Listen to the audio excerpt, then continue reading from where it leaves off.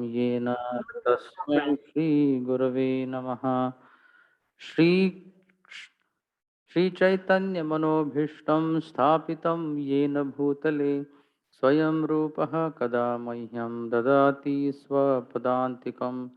वन्देऽहं श्रीगुरोः श्रीयुतपदकमलं श्रीगुरून् वैष्णवांश्च श्रीरूपं साग्रजातं सहगण रघुनाथान्वितं तं सजीवं साद्वैतं सावधूतं परिजनसहितं कृष्णचैतन्यदेवं श्रीराधा कृष्णपादान् सहगण ललिता श्रीविशाखान्वितांश्च। हे कृष्ण करुणा सिंधो दीनबंधो जगत्पते गोपेश गोपिका कांत राधा कांत नमोस्तुते। तप्त कांचन गौरांगी राधे वृंदावनेश्वरी वृषभानुसुते देवी प्रणमामि हरिप्रिये।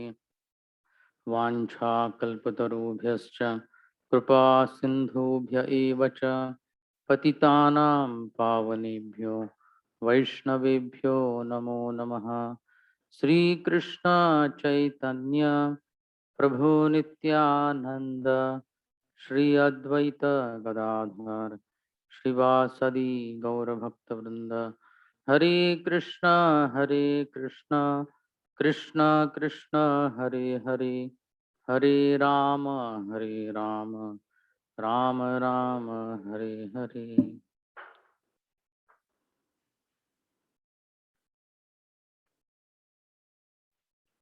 Hare Krishna. So we are discussing from third canto of Srimad Bhagavatam, and in this unit 13 we have completed chapter 25, 26, 27, and some part of 28th we discussed. So what is the subject matter going on? Anyone remembers? Yes.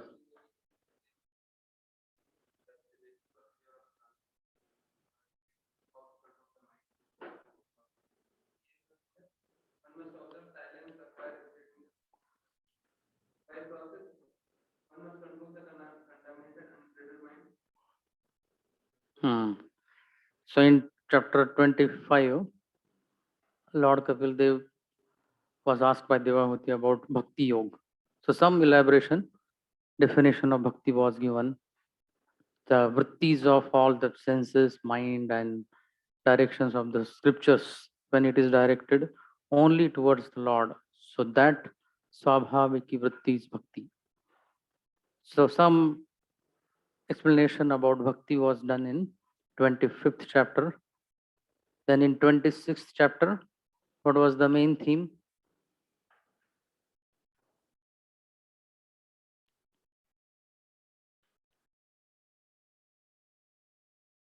So in 26th about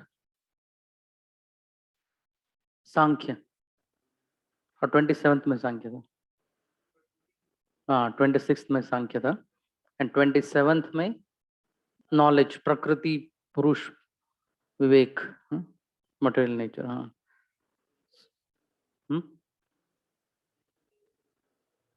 various limbs, हाँ, various limbs of yoga. So that is coming in this chapter, 28th chapter. So here it began with Lord himself telling this sloka.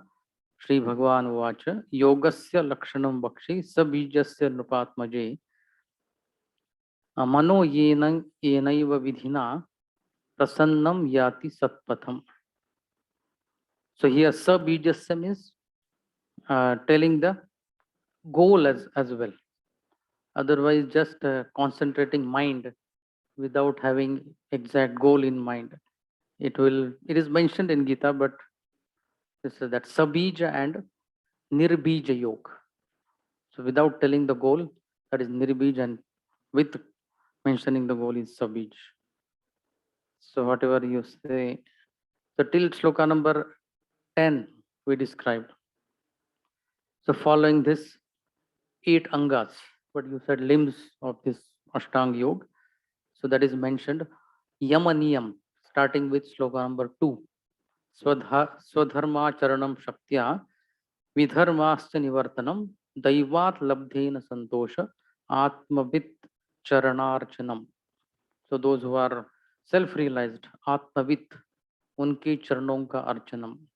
So this is one of the yama aspects, do's and don'ts. So they are mentioned in sloka number 2, 3, and 4, and one word from 5th. So Gramya Dharma Nivrittischa. So Dharma Artha Kama is considered as Gramya Dharma. And Moksha Dharma Ratistatha. One should have liking for Moksha Dharma. And Mita Medhya Adanam Shashvat Vivikta Kshema Sevanam. So one should eat simple food, and that too also little.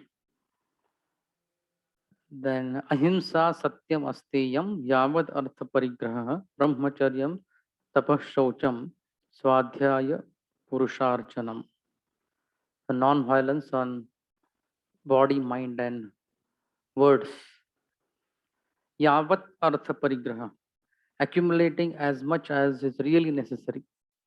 Not complete parigraha, not accumulating at all, but accumulating whatever is really necessary. So we saw Prabhupada's purport on various words from this sloka. So then asana, sada sanajaya स्थैर्यं प्राणजय शनहे प्रत्याहारश्च इंद्रियाणाम विषयान मनसा हृदि. सो मन को हृदय में स्थापित करना, इंद्रियों को उनके विषयों से दूर लेकर.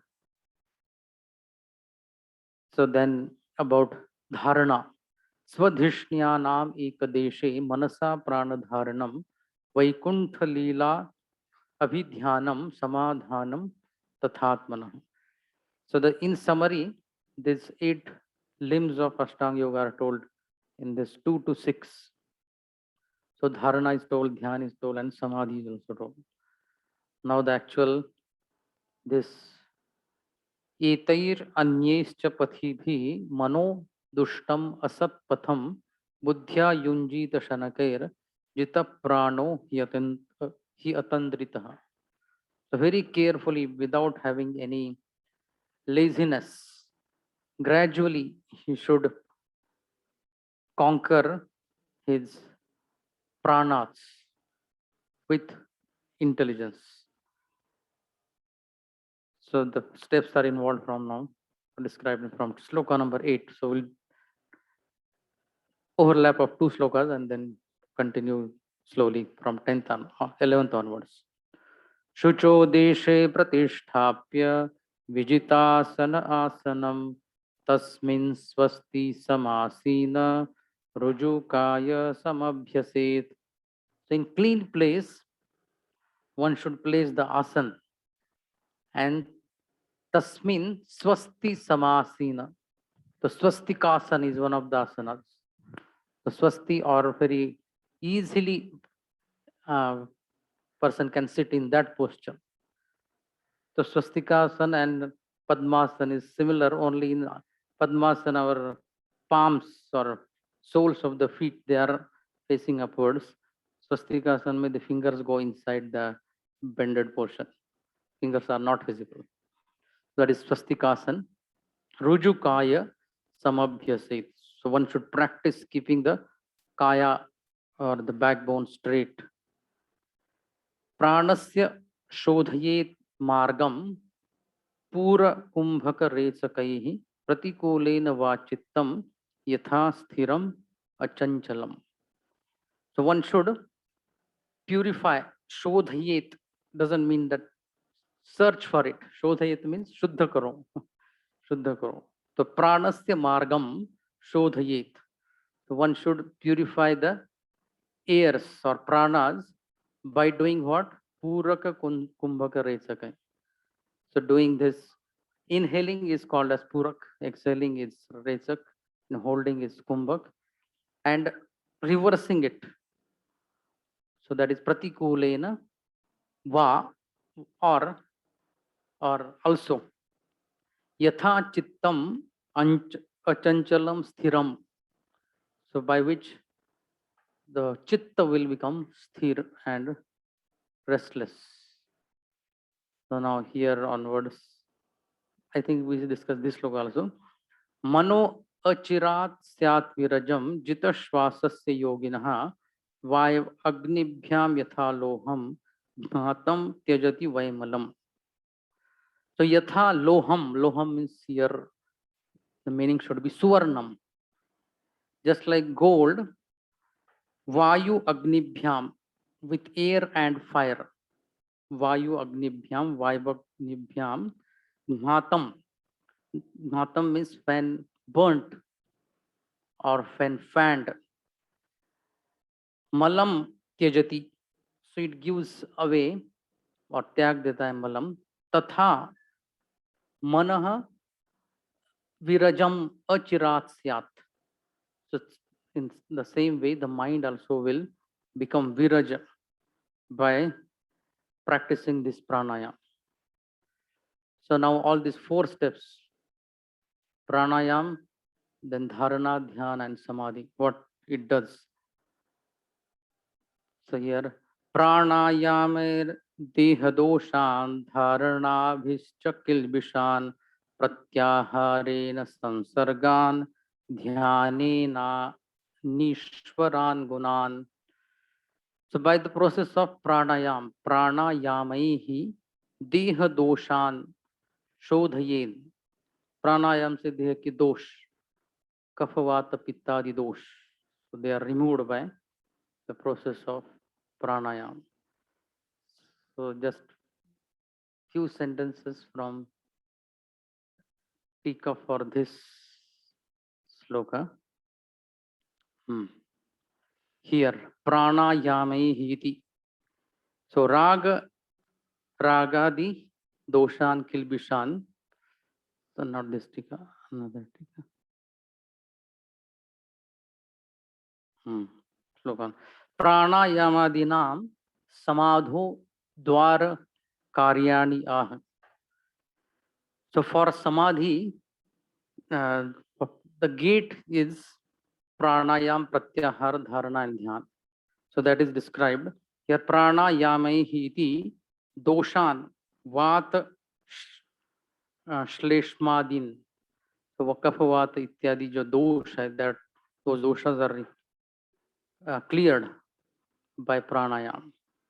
Then the second word is dharana bhihischa kilbishan. By meditation or the sixth anga, dharana bhihischa kilbishan. So the word kilbishan is translated as kilbish, sins. Kilbish is sin. And next is pratyaharena sansargan. So by pratyahar, what gets purified? So samsargan, vishaya samsargan. So the sense objects, the tendency to bring senses in contact with sense objects, that is purified by pratyahar. And dhyanena anishwaran gunan. By meditation, dhyan, anishwaran means rag, lobhadi gunan. So in which, or the gunas which are not favorable to achieve Ishwar, or anishwaran gunan. So here it is mentioned anishwaran ragadin, raga lobh ityadi. Who has the mic?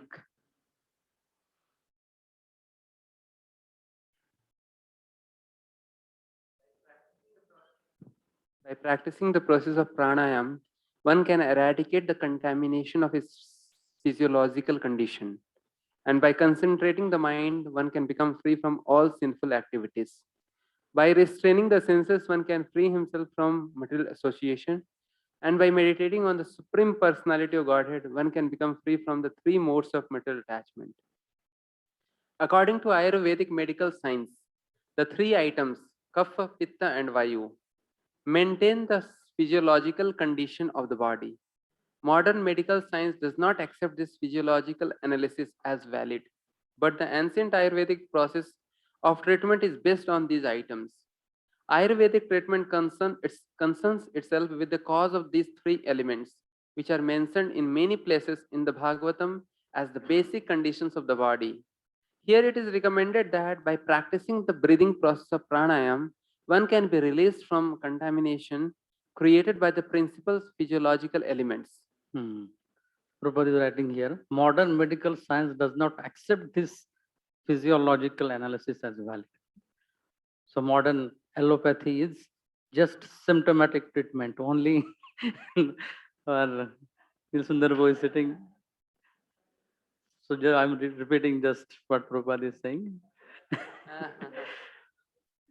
So they don't consider the subtle impurities, only gross, visible impurities are observed, but the subtle impurities are not taken care in allopathy. Prabhupada mentions various places in Bhagavatam it is mentioned. Next, yada manah swavirajam yogena susamahitam kashtham bhagavato dhyayet svanasagravalochanaha. So yada, when swamanah, one's own mind, virajam susamahitam yogena bhavet, when the mind becomes completely free from rajogun and very properly steady, susamahitam. So at that time, tada bhagavatah kashtham, the Lord's murti, kashtham is murti, dhyayet, one should meditate on Lord's form. So that for meditation, how our eyesight should be, swa nasagra avalokanaha. So one should see towards the tip of the nose. Swa nasa agra avalokanaha. So you should see towards the tip of the nose. So here susamahitam, sthiram jatam, when the mind becomes virajam and susamahitam. That time kashtham means kalam murtim iti artha. So the form of the Lord, murtihi. Svanasagre avalokanam yasya. So by doing this, what happens? Etacha laya vikshepayoho pariharaya. Lay means falling asleep, and vikshepa means distraction. If the eyes are kept wide open, then vikshep, and if the eyes are completely closed, then lay. So only these two words, lay, vikshep, and Prabhupada has made elaborated what happens by closing eyes and opening eyes.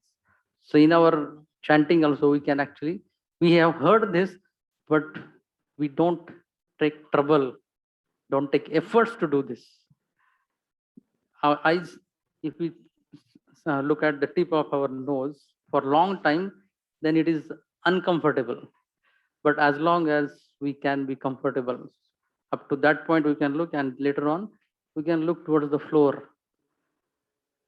So by that way, we are not falling asleep also. No, we are not getting distracted by seeing many devotees doing japa in different way, who is coming, who is going. So to some extent, we should follow it.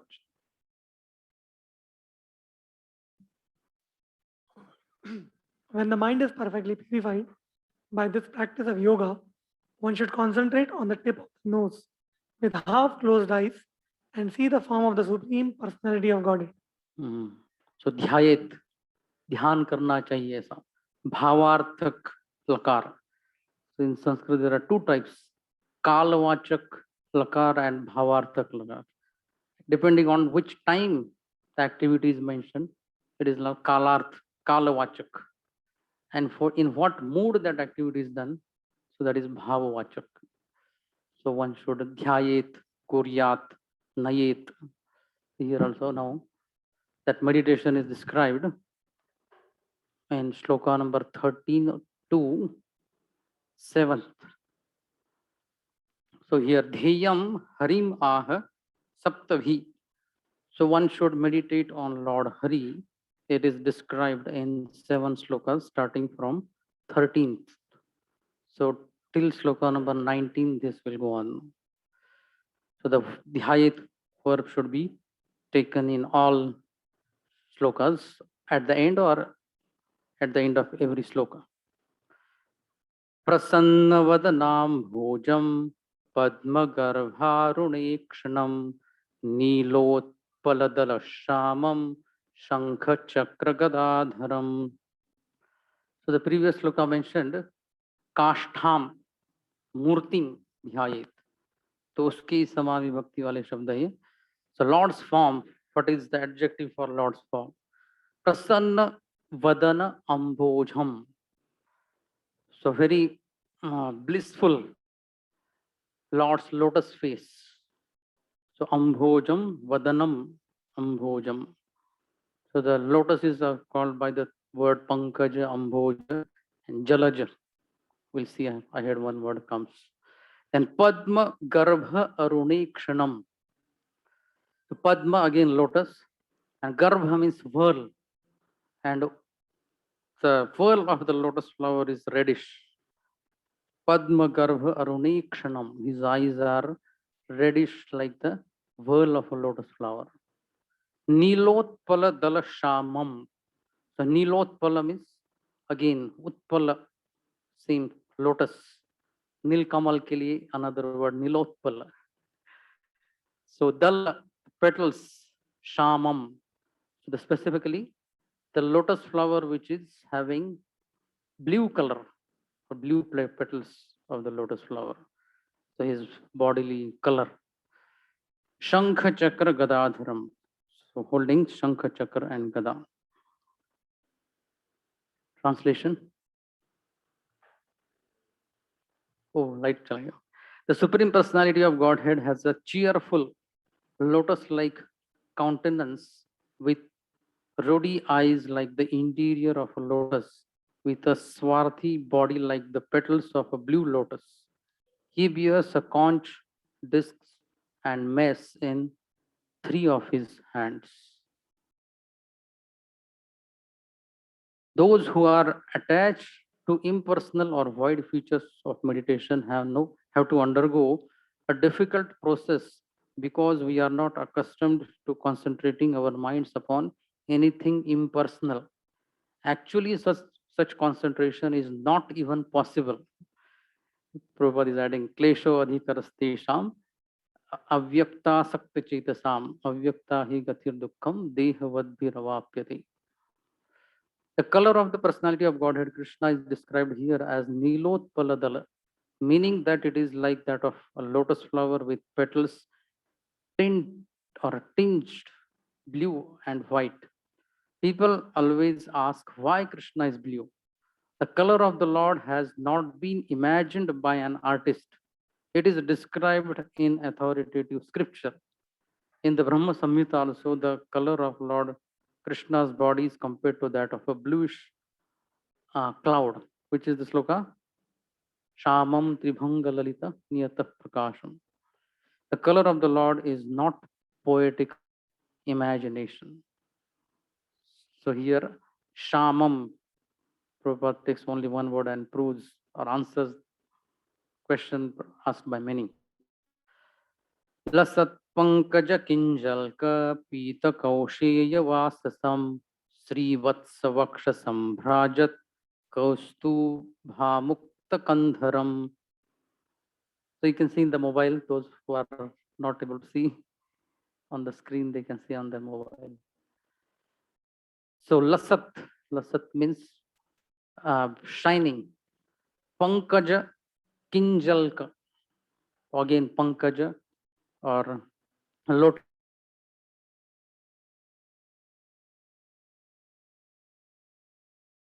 are yellow. Lasat Pankaja Kinjalka Pita. So the yellowness like the pollen grains of the lotus flower. Kausheya or silken Vasasam. So the Lord's dhoti Pitambar is mentioned in this one word. Lasat Pankaja Kinjalka Pita Kausheya Vasasam Sri Vatsa Vakshasam. So the money, or Lakshmi is residing on his chest. Sri Vatsa Vakshasam Bhrajat Kaustubha Mukta Kandharam.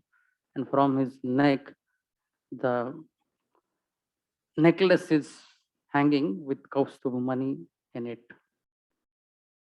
One who has those who have the book.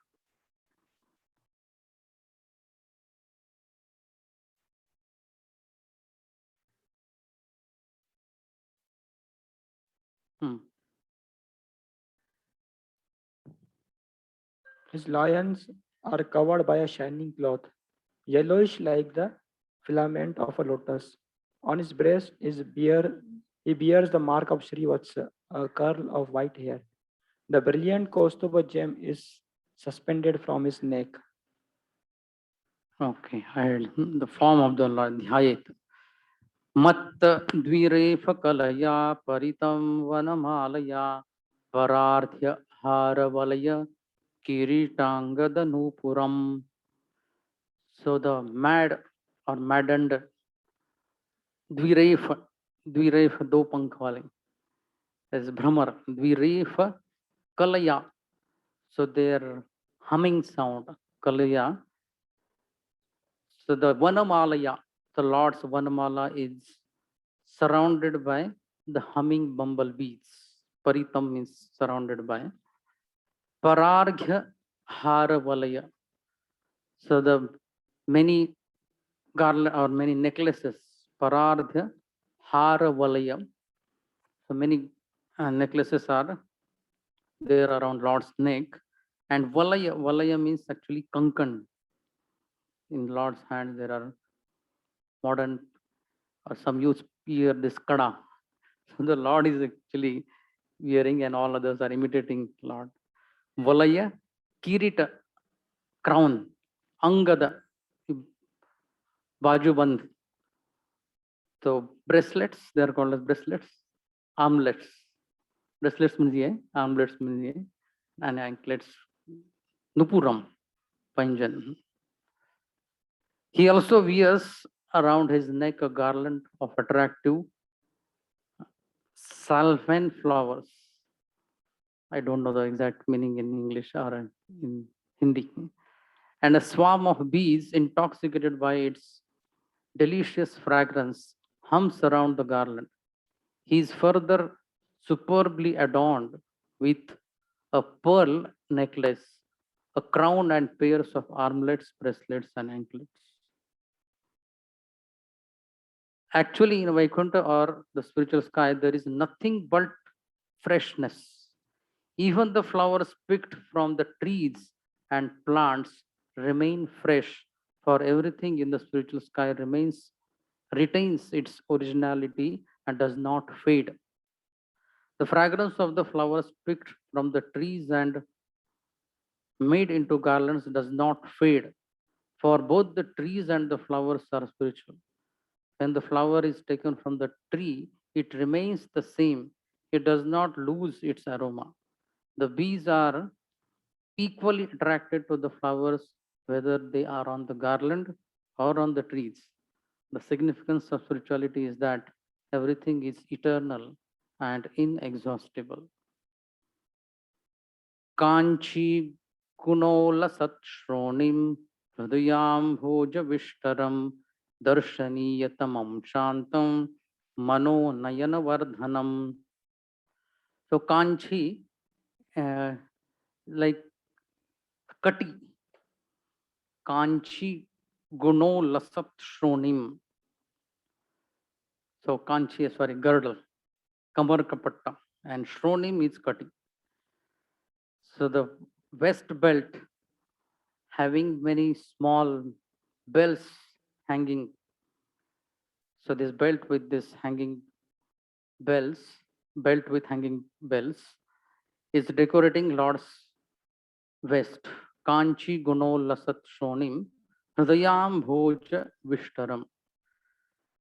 So the devotee's heart, the one who resides, Vishtaram is Thitam, the one who resides in the lotus hearts of the devotees. So that Lord, Hridayam Bhoja Vishtaram, Darshaniya Tamam. So the highest seeable object, darshaniyatamam, shantam, peaceful, mano nayana vardhanam. So the joy of mind as well as the eyes, one who increases mano nayana vardhanam. Okay. His lions and hips encircled by girdle, he stands on the lotus of his devotee's heart. He is most charming to look at, and his serene aspect gladdens the eyes and souls of the devotees who behold him. The word darshaniya tamam, which is used in this verse, means that the Lord is so beautiful that the devotee, yogi, does not wish to see anything else. His desire to see beautiful objects is completely satisfied by the sight of the Lord. अपि च दर्शनं शश्वत् सर्वलोकनमस्कृतं संतं वयसि कैशोरी भृत्यानुग्रहकातरम. So apicha means ati sundar darshanam, and shashvat sarva loka namaskritam, for all the time, all the people of all the planets, sarva loka, loka can mean people as well as planet, sarva loka namaskritam. So one who is offered obeisances by all the people of all the planets. Kaishori Vayasi Santam, the one who is in his Kaishor age. So Balyavastha, Paugandavastha, Kaishoravastha, and Yauvanavastha. Teenager, 13, 14, 15. 15 से पहले ही. So is a Kaishor. Bhritya Anugraha Kataram. So to the devotees, the Lord is very, very eager to show favor और अनुग्रह करने के लिए बहुत कातर या बहुत व्याकुल, बहुत आतुर. The Lord is eternally very beautiful, and He is worshipable by all the inhabitants of every planet. He is ever youthful and always eager to bestow His blessings upon His devotees. The Lord's facial expression always indicates that He is ready to show favor and benediction to the devotees. For the non devotees, however, He is silent. So which word from the sloka? Bhrityanugraha Kataram. So Prabhupada explaining this word. Premnathan Baum. He is always anxious to show favor to the devotees, just as the devotees are always eager to render service unto the Supreme Personality of Godhead. The Lord is also very eager to bestow benedictions upon the pure devotees. So those who are very katar to serve him, for them only the Lord is katar to serve, not for all. कीर्तन्य तीर्थ यशसम पुण्य श्लोक यशस्करम ध्याये देवम समाग यावन्न चवते मनः. So kirtani, yeah, kirtanya tirtha yashasam. So whose yash is worth glorifying. So yashasam, kirtanya tirtha, punya shloka yashaskaram. So here punya shloka refers to devotees. So their glories are increased. The Lord who increases the glories of his devotees. Punya shloka yashaskaram. तो ऐसे भगवान का स्मरण करें, देवम ध्यायेत, and samagr angam, the full form, not individual but full form. Samagra angam manah dhyayet yavan na chavati. Yeah, as long as the mind doesn't get distracted, as long as that dhyan doesn't get thwarted, obstructed, till that time one should meditate on the Lord's full form like this. The glory of the Lord is always worth singing, for His glories enhance the glories of His devotees. One should therefore meditate upon the Supreme Personality of Godhead and upon His devotees. One should meditate on the eternal form of the Lord until the mind becomes fixed. So the Prabhupada writes here until the mind becomes fixed, but in the purport we'll see now. Hmm. This yoga system should be continued until the mind does not vacillate for a moment. Hmm. Here Prabhupada is writing, the mind becomes fixed. Here, Om Tad Vishnu Paramam Padam Sada Pashyanti Surya. The form of the Vishnu is the highest individuality and is always visible to sages and the saintly persons. so now one more word. The beauty of the Lord is that the devotee who are connected with his activities are also glorified.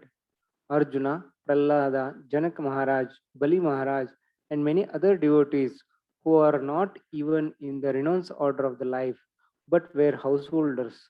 Some of them, such as Prahlad Maharaj and Bali Maharaj, were born of demonic families. Prahlad Maharaj's father was demon, and Bali Maharaj was the grandson of Prahlad Maharaj.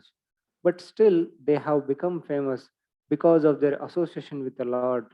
Anyone who is eternally associated with the Lord is glorified with the Lord. So which word is explained? Punya shloka yashaskaram. Sthitam rajantam asinam shayanam va guhashayam prekshaniye hitam dhyayet shuddha bhavena chetasa. So according to one's choice, prekshaniya ihitam. So one can meditate on the Lord. Sthitam, Lord is standing. Prajantam or walking. Asinam, he's sitting. Shayanam, he's sleeping. Va or guhashayam, or he is within the cave of one's heart. Guhashayam. Prekshaniya ihitam dhyayet shuddha bhavena chetasa. With the consciousness having prem in it. So bhavena premna. Thus, always merge in devotional service. Yogi visualizes the Lord standing, moving, lying down, or sitting within him. For the pastimes of the Supreme Lord are always beautiful and attractive. Continue. The process of meditating on the form of the Supreme Personality of Godhead within oneself and the process of chanting the glories and pastimes of the Lord are the same. The only difference is that hearing and fixing the mind on the pastimes of the Lord is easier than visualizing the form of the Lord within one's heart. Because as soon as one begins to think of the Lord, especially in this age, the mind becomes disturbed. And due to so much agitation, the process of seeing the Lord within the mind is interrupted. When there is sound vibrated praising the transcendental pastimes of the Lord, however, one is forced to hear. So the meditation is difficult, but chanting and hearing is easy. तस्माल्लब्धपदं चित्तं सर्वावयवसंस्थितं विलक्ष एकत्र संयोज्याद् अंगे भगवतो मुनिः. So here tasmin in Lord's form, tasmin labdhapadam chittam. So he has achieved fixing his chitta on the Lord's form.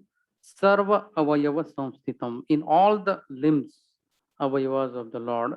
So vilaksha, seeing that this has happened. So now the munihi ekatra. Ekatra usually means together. But in this context, in this particular shloka, ekatra means eka eva. Avi. Previously, whole form was meditated, but now we should meditate on each and every anga of the Lord. So here, tadevam samagra dhyanam uktva एक अवयव ध्यानम आह. एक limbs के ऊपर meditation. तस्मिन लब्ध पदम. So sthiti. So by this situation of concentrating chitta, tat chittam vilaksha, saying this visheshena lakshikritya. So now here ekatra means ekasmin angam iti artha, not together, the usual. So Munihi Sanyujat. So he should concentrate on one part, limb of the body. In fixing his mind on the eternal form of the Lord, the yogi should not take a collective view of all his limbs, but should fix the mind on each individual limb of the Lord. To think of the Lord as the whole may sometimes be impersonal. Therefore, it is recommended here that one first think of his lotus feet, then his ankles, then the right thighs, then the waist, then the chest, then the neck, then the face, and so on. One should begin from the lotus feet and gradually rise to the upper limbs of the transcendental body of the Lord. So now next sloka 21 to 33.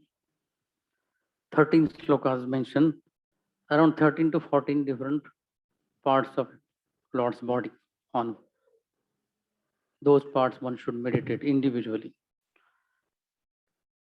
Sanchintayed Bhagavat Charanarvindam Vajrankushadhvaja Saroruhalanchanadhyam Uttungaraktavilasan Nakhachakravala Jyotsnabhirahatamahad Dhrutayandhakaram. Here, Sanchintayed. पहले only ध्यायेत था, but now संचिंतयेत, सम्यक चिंतयेत, बहुत अच्छी तरह से चिंतन करना चाहिए. संचिंतयेत तो किसका? भगवतः चरणारविंदम, भगवतः चरणारविंदम. So just for information, भगवत ये शब्द विभक्ति में चला दे तो भगवतः ये षष्ठी एक वचन हो जाता है. भगवान की चरणारविंदम संचिंतयेत. So what is the speciality of, for more details about adjectives for Charanarvindam? The Vajra Ankusha Dhvaja Saroruha Lanchana Adhyam. Adhyam is just like Dhanadhya, one who is adored with a lot of wealth. Here Adhyam means adored. The lotus feet which are adored with marks. Lanchana means marks of Vajra, thunderbolt. Ankusha, Trishul, or gourd, Vajra Ankusha, Dhvaja, flag, Saroruha, lotus flower. So the lotus feet which is marked around his पैर के तलवों के ऊपर, soles of his feet, lotus feet, this mark is there. Then Uttunga Rakta Vilasan Nakha Chakravala. So Uttunga means raised. Rakta, reddish or red. Vilasan, so those who are emitting light. Vilasan. Nakha Chakravala. So his two lotus feet with 10 nails. So it becomes arch like a Chandrakordesa. And each nail is emitting light. So Nakha Chakravala, or it is like a mandal. Vala is mandal. Jyotsna bhihi ahata. So the light which comes out from those nails, so Jyotsna bhi, by that Jyotsna ahata, so kills mahad hridaya andhakaram. So the great darkness that is present within the heart of his devotee's ignorance. So that is destroyed. Ahata means destroyed by the light, a splendor coming out of the Lord's footnails. Whose turn is there? The devotee should first concentrate his mind on the Lord's lotus feet, which are adorned with the marks of a thunderbolt, a gourd, a banner, and a lotus. The splendor of their beautiful ruby nails resembles the orb of the moon and dispels the thick gloom of one's heart. Orb means Chandrakori, na? Who is good in English? Aspati bro. Orb means face, huh? Okay. Chandra. The Mayavadi says that because one is unable to fix his mind on the impersonal existence of the absolute truth, one can imagine any form he likes and fix his mind on that imaginary form. But such a process is not recommended here. Imagination is always imagination and results only in further imagination. The luster of his toenails, which are brilliantly of the moon. If a yogi looks upon the marks of the Lord's soul and on the blazing brilliance of his nails, then he can be freed from the darkness of ignorance in material existence. Ahata Hridayandhakaram. So another detail about Lord's lotus feet. यच्छौचनिसृतसरितप्रवरोदकेन तीर्थेन मूर्ध्न्यधिकृतेन शिवः शिवोऽभूत् ध्यातुर्मनः शमलशैलनिसृष्टवज्रं ध्यायेत् चिरं भगवतश्चरणारविन्दम्. तो भगवान के चरण कमलों का चिरम ध्यायेत, बहुत लॉन्ग टाइम के लिए, for long time the meditation should be done on the Lord's lotus feet. So in this sloka, some additional adjectives. Yat, जो चरण कमल, शौच, तो अभिषेक करने के बाद, निसृत सरित, तो जो पानी निकला, निसृत सरित, तो सरित प्रवरा इज गंगा, को गंगा याहा उदकेन, तो the water of the Ganges, तीर्थेन मूर्ति अधिकृतेन शिवः शिवो भूत. So Lord Shiva became auspicious or famous by तीर्थेन मूर्धनि. तो सर के ऊपर धारण कर Lord Shiva became very famous as Gangadhar. So such is the Lord's lotus feet. Yat. Then ध्यातुहु, तो ध्यान करने वाले मन, योगी के मन, तो ध्यातुहु मनः शमल शैल, तो शमल इक्विवेलेंट टू मल. तो ध्यान करने वाले योगी के मन में होने वाले या मल का, मन में होने वाले पहाड़ रूपी, शैल इज लाइक माउंटेन, शमल शैल निसृष्ट, निसृष्ट मीन्स क्षिप्त. So the meditation on the Lord's lotus feet is like a vajra which completely smashes or destroys the dirtiness in the heart of the meditator, just like a vajra destroys the mountain.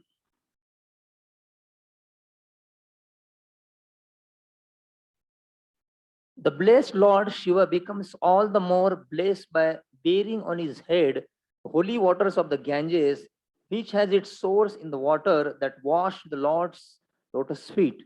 The Lord's feet act like thunderbolts hurled to shatter the mountain of sin stored in the mind of the meditating devotee. One should therefore meditate on the lotus feet of the Lord for a long time. So, Pradrashu, you caught the word Ashu, but in many places the word Chiram and many lifetimes is also mentioned. So we give importance to both. Otherwise we become very partial. And jaldi hona chahiye.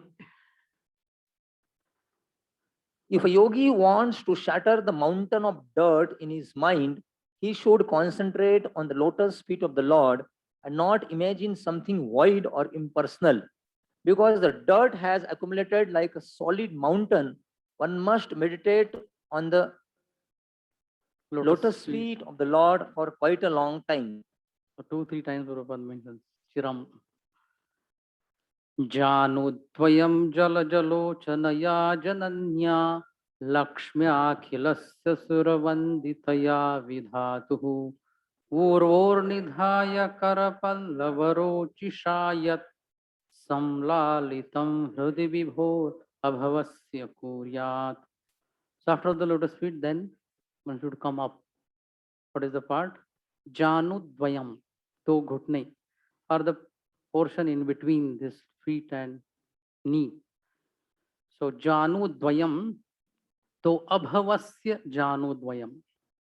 The Lord who doesn't take birth like us, so he's called as Abhava or Uski, or another word Vibho. Vibhu is very great, and Vibho ho. So Guru ka Guru ho, that's Vibhu ka Vibho ho Abhavasya. Janudvayam Hridi Kuryat. So one should meditate on the Lord's needs, two needs. So what is the adjective for this noun? So here Vidhatu is Lord Brahma.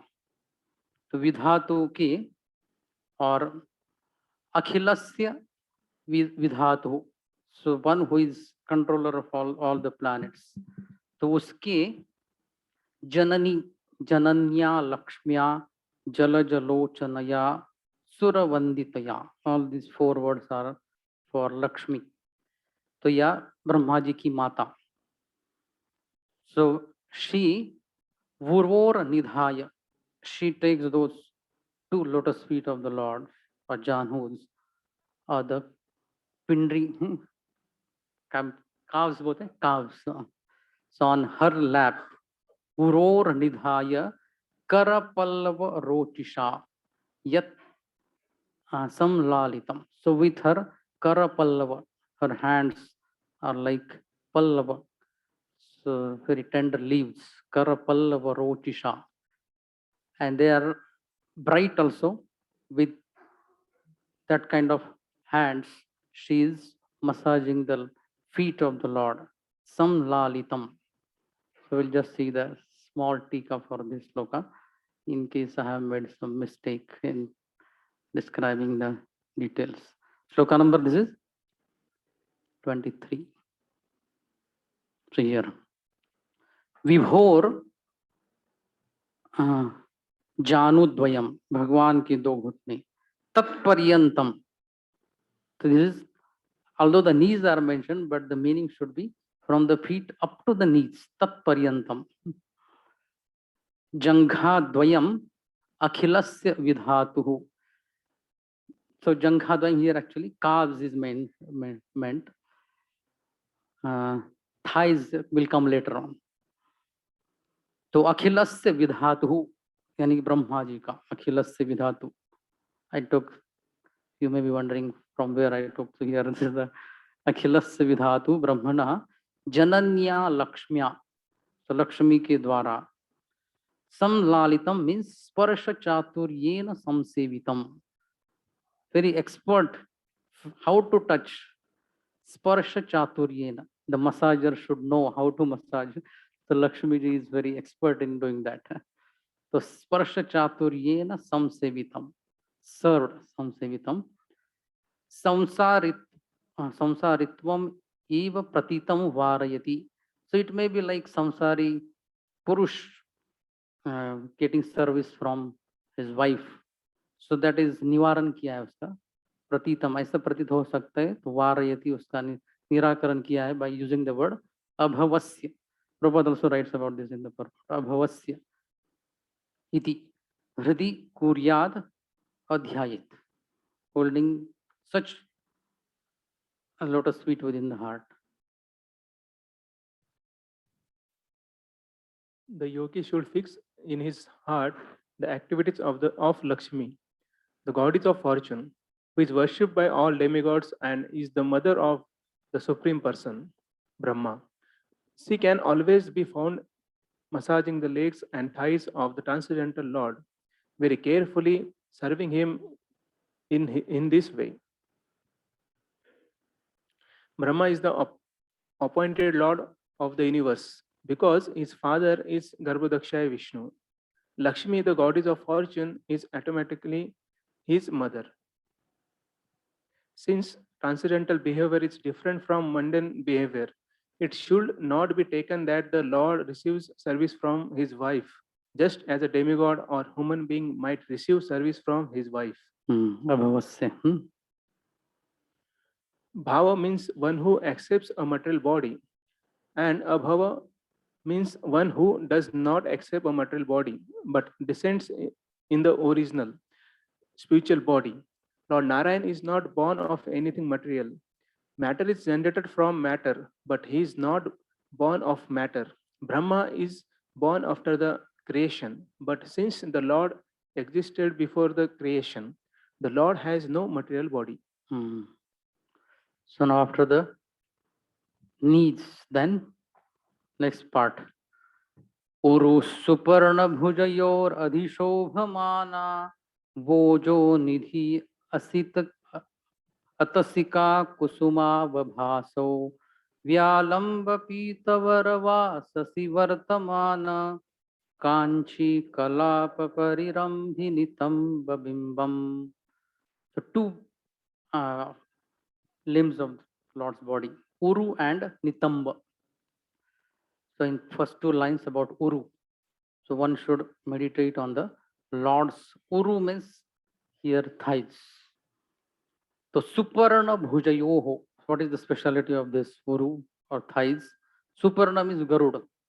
तो गरुड़ की भुजाएं, तो उसके ऊपर बैठे हुए अधिशोभमाना.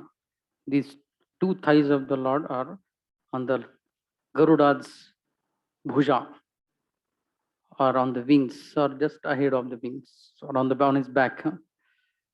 So Vojo Nidhi, he is the ocean of all. These thighs are the ocean of all strength. Oja, Ojam strength. Ojo, Vojo Nidhi. Atasika. Atasika is in Hindi alsi ke फूल. अलसी या अलशी, मराठी में अलशी कहते हैं. अतसिका, and they have a blue color. Atasika kusuma, kusuma avabhaso. So the thighs, their color is mentioned here, color of the flower named alsi. So about the Uru now. Vyalambi, Vyalambi means up to his heel, right from his west to extending up to his heel. Vyalambi Pitavara or Pitambara, also in some part it is there. Pitavara, best of the yellow cloths. So Pitavara Vasasi Vartamana. So the Lord's Nitamba is having this yellow cloth extending up to his heel, and on that Nitamba Kanchi Kalapa Parirambi. So the girdle again, Kanchi Kalapa Parirambi. It is wrapped by the west belt. So one should meditate on Lord's Nitamba. So here, slogan number 24. Suparnasya bhujayoho, Suparna bhujayoho adhishobhamana. तो स्कंधयोहो अधिशोभमाना का अधि word क्या है? ऊपरी. वोजसो, वोजो निधि. तो वोजसो यानी कि बलस से निधि, ओशन, और आधारो. देन अतसिकायाः कुसुमवत कांत्या अवभासन हो. So his kanti is just like the blue lotus flower, the alsi flower. Vyalambe means a gulfam lambamanam. So gulfam is heel, Hindi mein edi, tats. So up to the heel, lambamanam, yat pitambaram vasah tasmin vartamana. So on that cloth, that which is present. Yah kanchi kalapah tena parirambha. Okay. The hridi kuryaditi purvenanam. So one should meditate on such form of the Lord, taking the word from the previous sloka. Next, the yogi should fix his mind in meditation on the personality of Godhead. Godhead's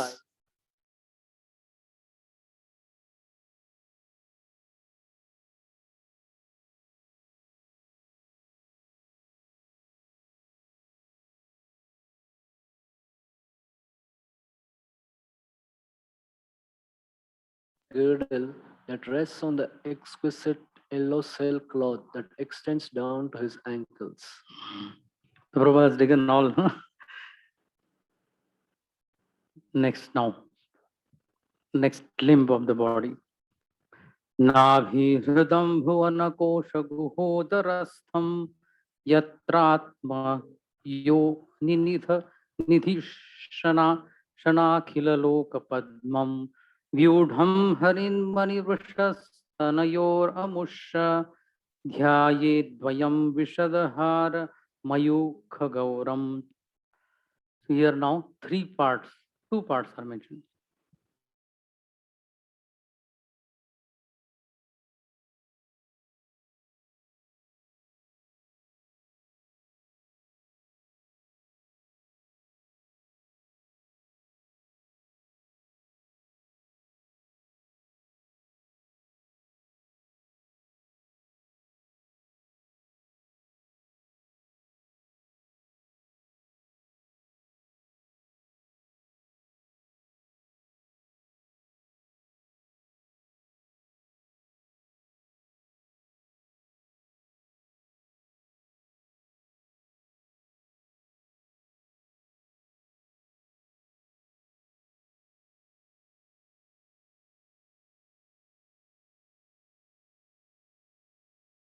और यत्र आत्मयोनि, ब्रह्मा जी के लिए another word, आत्मयोनि, स्वयंभू, the one who was self manifested. Atmayoni dhishana, dhishana means asana.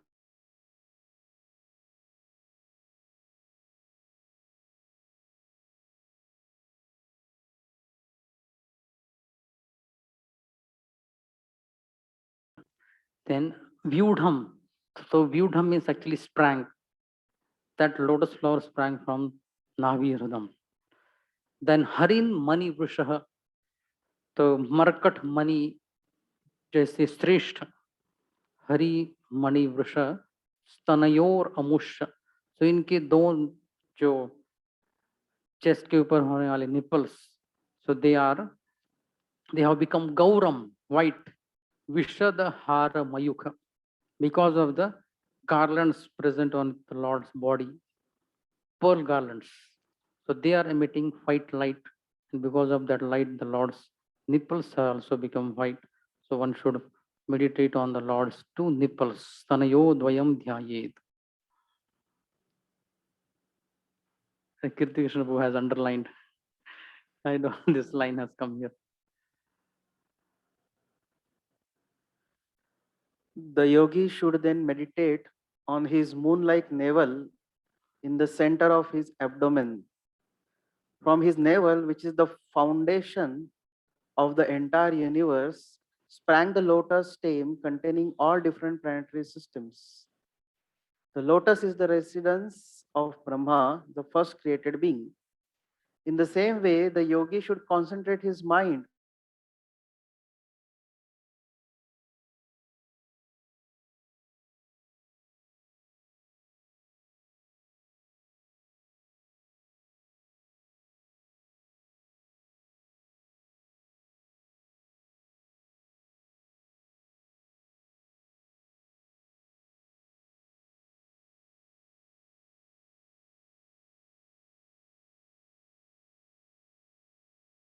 Vibhute पुंसां मनोनयन निर्वृतिमादधानम कंठम च कौस्तुभमणेर अधिभूषणार्थम कुर्यान् मनस्यखिल लोक नमस्कृतस्य.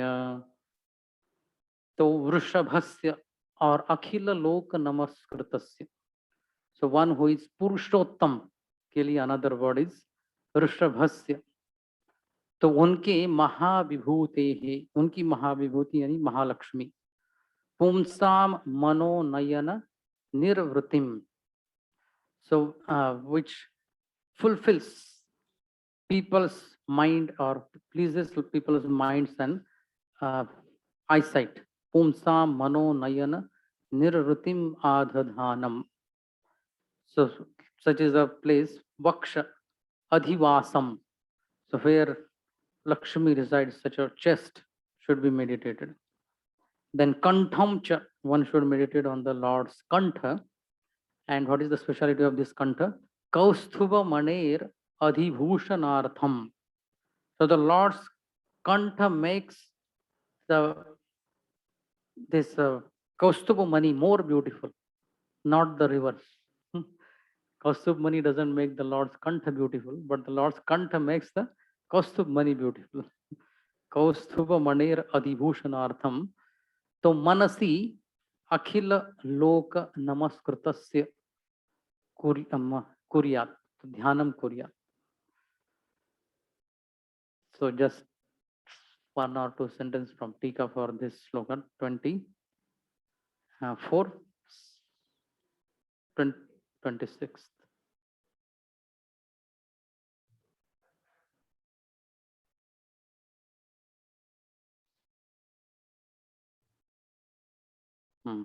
ऋषभस्य महाविभूतेहिर महालक्ष्म्या अधिवासम स्थानम. महालक्ष्मी का स्थान. वक्षः, so that is over now. Kantham cha manasi kuryat. So kantham is kaustubha manir यह भूषणार्थम धृतः तस्य अधिकम भूषणम अर्थम. Same meaning what I told. Similar, not any. I'm just cross checking whether I told correctly or no. Yes. No, Vakshah Adivasa. So Lakshmi resides on the Lord's chest. Mahalakshmi का जो अधिवास वक्ष है उसका ध्यान करें. चेस्ट का ध्यान करें, फिर कंठ का ध्यान करें. So this two. In the mind one should कंठम. तो ध्यान करें. तो कुर्यात का अर्थ, if you want to see from the tika itself, we walk back. So here, here manasi, मन में. तो कंठम च मनसी कुर्यात. हाँ, keep it in mind. That will is meaning, exact meaning what you told. ध्यायत का equivalent. हाँ. The yogi should then meditate on the chest of the Supreme Personality of Godhead, the abode of Goddess Mahalakshmi. The Lord's chest is the source of all transcendental pleasure for the mind and full satisfaction for the eyes. The yogi should then imprint on his mind the neck of the Personality of Godhead, who is adored by the entire universe. The neck of the Lord serves to enhance the beauty of the Kaustuba gem, which hangs on his chest. Prabhupada has told in the same meaning. Neck of the Lord serves to enhance the beauty of the Kaustuba gem. One more sloka I will take and then we'll take a 5 minutes break. Next part, chest के बाद बाहु. बाहुश्च मंदरगिरे परिवर्तनेन निर्निक्त बाहुवलयान अधिलोकपालान संचिन्तये दशशतारमसह्य तेजः शंखं च तत्कर सरोरुहराजहंसम्. So the Lord's bahu, 2 hands. So they are mandar gire parivartanena nirikta. So mandar parvat, jab it was used as a churning rod, so that time Lord also became one of the people who was person who was like churning के लिए engaged थे. So because of that activity mandar गिरे परिवर्तनेन, churning करने से, परिवर्तनेन निर्निक्त, his बाहु वलय, उनके जो armlets है, they experienced a friction and because of that they became even more bright. निर्निक्त बाहु वलय अधिलोक पालान. So ये सभी demigods की जो आधार थे या main supporter थे. So the Lord's bahus were the main Aadhaar for the demigods. अधिलोक पालान. तो संचिंतयेत. So one should very properly do chintan of Lord's arms. So in the Lord's arms, other 4 things. तो यद, जिसमें, जिन बाहुओं में दश शतार means 1000 spokes जिसमें है, चक्र. So Lord के हाथ में जो डिस्क जो है चक्र, so it has 1000 spokes. दश शतारम and असह्य तेज. So its Tej is very difficult to bear. असह्य तेज. शंखम च, शंख का भी, तत् उनके कर सरोरुह, कर कमलों में विराजमान शंख राजहंस की तरह विराजमान शंख का भी मन में ध्यान करे या मन में धारण करे।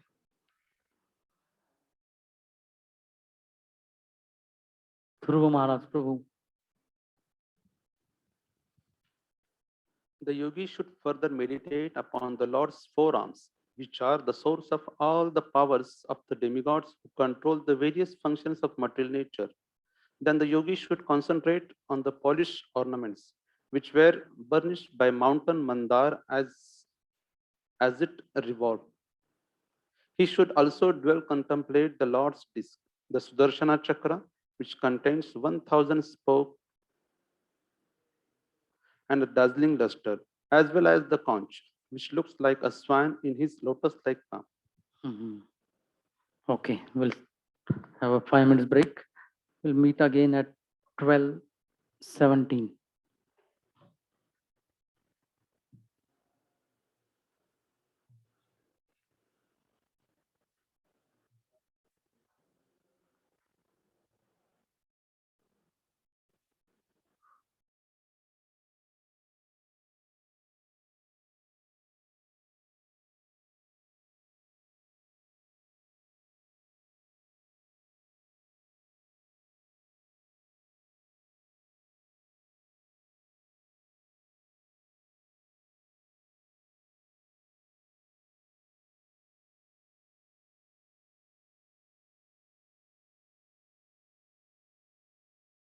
मोदकिं भगवतो दयितां स्मरेत दिग्धाम् अरातिभटशोणितकर्दमेन मालां मधुव्रतवरुथ गिरोपघुष्टां चैत्यस्य तत्त्वममलं मणिमस्य कंठे। तो हियर भगवतः भगवान की कौमोदकिम, so Lord's club named Kaumodakim, Kaumodakika. Then what is the adjective for this? Dayitam, very dear to the Lord. Dayitam. Smaret, one should smaret, kuryat, dhyayet, ya sanchintayet, which is smaran kare. So why the Kaumodaki is very dear to the Lord? So it is Digdham, Digdham Kaumodakim. So it is smeared with Digdham. Arati Bhata. Arati means the enemies, and Bhata means soldier. Soldier, enemy soldiers. So उनके रक्त से शोणित कर्दमेन. So it is smeared with the blood and उसके flesh as well as चर्बी, चर्बी से. So gada which is smeared with enemy soldiers blood and charbi. So this is one. Then next is malam, भगवान की माला का स्मरण करेंगे. So what is the adjective for madhuvrata varutha? Varutha means groups of bumblebees. Madhuvrata or yeah, honeybees. Honeybees, group of honeybees. Giro, yeah, gira means their humming sound. Upaghushtam, it is surrounded by the groups of honeybees or bumblebees. Then third object to be meditated or remembered, manim. Manim is the kaumodakim, malam and manim. So mani's specialty is chaityasya means jivasya, tattvam, amalam tattvam, the pure souls are the representation in the form of Lord's money. Kanthi mani, asya kanthi manim, तो उसका भी स्मरण करें. जीवात्मा here shloka number here 28. अराति, अराति का अरातयो ये भटाः योद्धारः, शत्रुओं की जो सैनिक या योद्धारः, तेषां शोणितम येव कर्दमः, तो उनके रक्त से दिग्धाम लिप्ताम, अस्य कंठे मालाम मणिम च स्मरेत, इनके कंठ के माला और मणि का भी स्मरण करें. हियर मधुव्रतानाम वरुथस्य गिरा upaghoshtam naditam. So humming sound. Ye chaityasya means jivasya tattvam. Traditional reference is given. Tadvoktam Vaishnavi. We did not go in much detail. Whatever we require has come. Okay, next. The yogi should meditate upon his club, which is named Komodaki and is very dear to him. This club smashes the demon, who are always inimical soldiers, and is smeared with their blood. One should also concentrate on the nice garland on the neck of the Lord, which is always surrounded by bumblebees with their nice buzzing sound. And one should meditate upon the pearl necklace on the Lord's neck, which is considered to represent the pure living entities who are always engaged in his service. So here Prabhupada is making necklace, but the original word is manim. The Supreme Lord keeps on his neck those living entities who are pure, as one protects the jewels and pearls on the bosom and neck of one's body.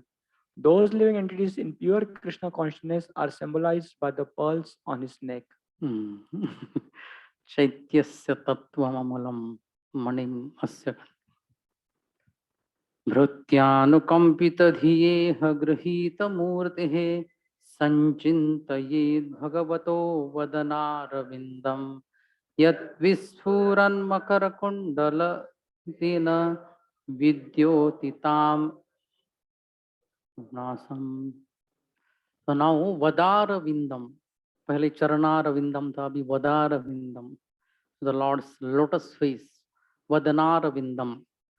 So Lord's lotus face is, so Bhagavataha Vadanarvindam Sanchintayi. So one should meditate properly on the Lord's lotus face. So what is the speciality of the Lord's lotus face? So Bhrutya Anukampita Dhiya Iha Grihita Murtehi. So the Lord's intelligence, Dhiya, so it is inspired or the thought about showing favor, anukampa towards his devotees. So the Lord's intelligence, Bhritya anukampita dhiya iha grihita murtehe. So one who took this form, accepted this form, and that forms lotus face, Vadanara. So yat visphurana makara kundala valgitena. So this face is having speciality that the kapol of this, kapola means gal, vidyotitam, vidyotitam, vidyotita, amala kapola. So the Lord's kapol, so amala kapola, they are already bright, but because of the brightness of the makara kundala, so the brightness of the Lord's earrings is making even those cheeks even more brighter. So this is an Udara Nasam. This Lord's lotus face has a raised nose. Udara Nasam. So just sloka number 20. Vritteshu anukampita krutanukampa yadhi. This is the intelligence which has the thought of showing kripa towards his servants. Taya grihita murtihi yena tasya visfurata. So Udara Nasa, everything has come. The yogi should then meditate on the lotus-like countenance of the Lord, who presents his different forms in this world out of compassion for the anxious devotees. His nose is prominent, and his crystal clear cheeks are illuminated by the oscillations of his glittering alligator-shaped earrings. Makara is translated as alligator. Yatshriniketanam alibhi parisevymanam bhutya swaya kutila kuntala vrinda jushtam meenadvayashayam adhikshipat abjanetram dhyayen manomayam atitandrita ullasad.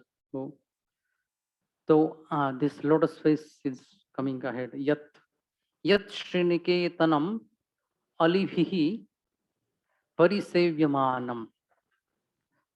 So Alibhi means here bumblebees. And Sriniketanam. Sriniketanam, here actually lotus. So as the lotus flower is surrounded by bumblebees. So similarly, Swaya Bhutya. So by his own vibhuti. So his face, Kutila Kuntala Vranta Jushtam. So the Lord's curly hairs. Kutila means curly. Kuntala. Kuntala, locks of curly black hairs. So it is, so the Lord's face is compared to the lotus. And now another comparison. Meena Dvaya Ashrayam Adhikshipat Abja Netram. So here Meena Dvaya, two fishes, Ashraya. So they take shelter of Abja. The lotus flower is also called by the name Abja. पानी से जन्मा हुआ या पंख से कीचड़ से जन्मा हुआ अब्ज. So the Lord's two eyes are also compared to the lotus. Whole face is compared to the lotus, and the eyes are also compared to the lotus. So now what is the analogy? I will explain. So lotus flower is surrounded by bumblebees. That is one beauty. And the Lord's face is covered by the curly lock of hairs. So the two beauties. So Adikshipat. Adikshipat means it is made insignificant. So the beauty of the lotus flowers surrounded by bumblebees is made insignificant when the yogi sees Lord's face covered with the curly lock of hairs. Another is Abja Netram. The lotus is compared to now the Lord's eyes. So the lotus and at the near the lotus there are two fishes. So that beauty and the Lord's two eyes, lotus, and the eyeballs within black and the white spot, they are compared to the two fishes. So their beauty. The lotus in which in the water there are two fishes, and the Lord's eyes having this black portion. So that beauty. So Lord's beauty of the lotus eyes is far superior than the beauty of the lotus flower in which at the bottom there are two fishes. So this is also coming from Tika. There are two upaman. Upama में upameya and upaman रहता है. So the lotus is one, but the upaman is two. Netra is also upaman and the face is also upaman. Dhyayen manomayam atandrita ullasadhru. So the Lord ullasadhru, raised eyebrows. So manomayam. So with giving up the laziness, atandritam, in very alert way, one should meditate on the Lord's lotus feet having these two features as well as his eyebrows. So the manomayam, the mind should become विकारarthe maya. मय प्रत्यय कब जोड़ा जाता है कि जैसे आनंदमय, तो आनंदमय, his existence became bliss. So manomayam here. Yaccha swaya bhutya shobhaya. So by his own beauty, bhutya means shobhaya. Alibhi means bumblebees or bhanga. Parisevyamanam meena dvayashrayam cha. So here I will just show that two parts. Abja iva netram yasmin iti upaman antaram. ये दोन उपमा है, अंतरम, दो. Lord's face and Lord's eyes are compared to lotus.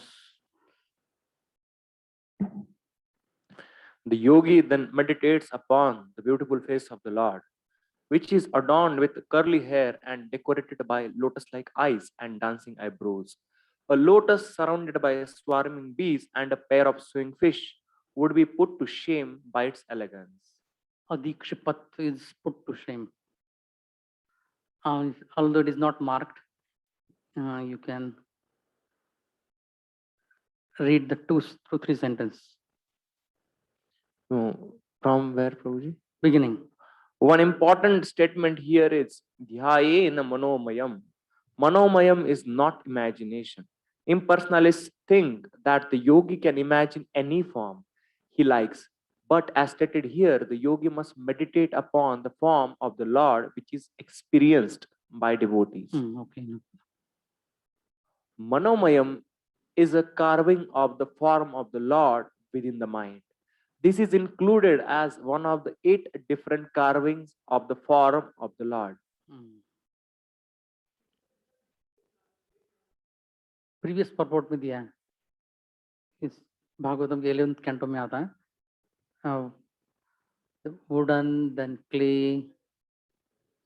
So it is given, and if you go back, you will find it. So will not.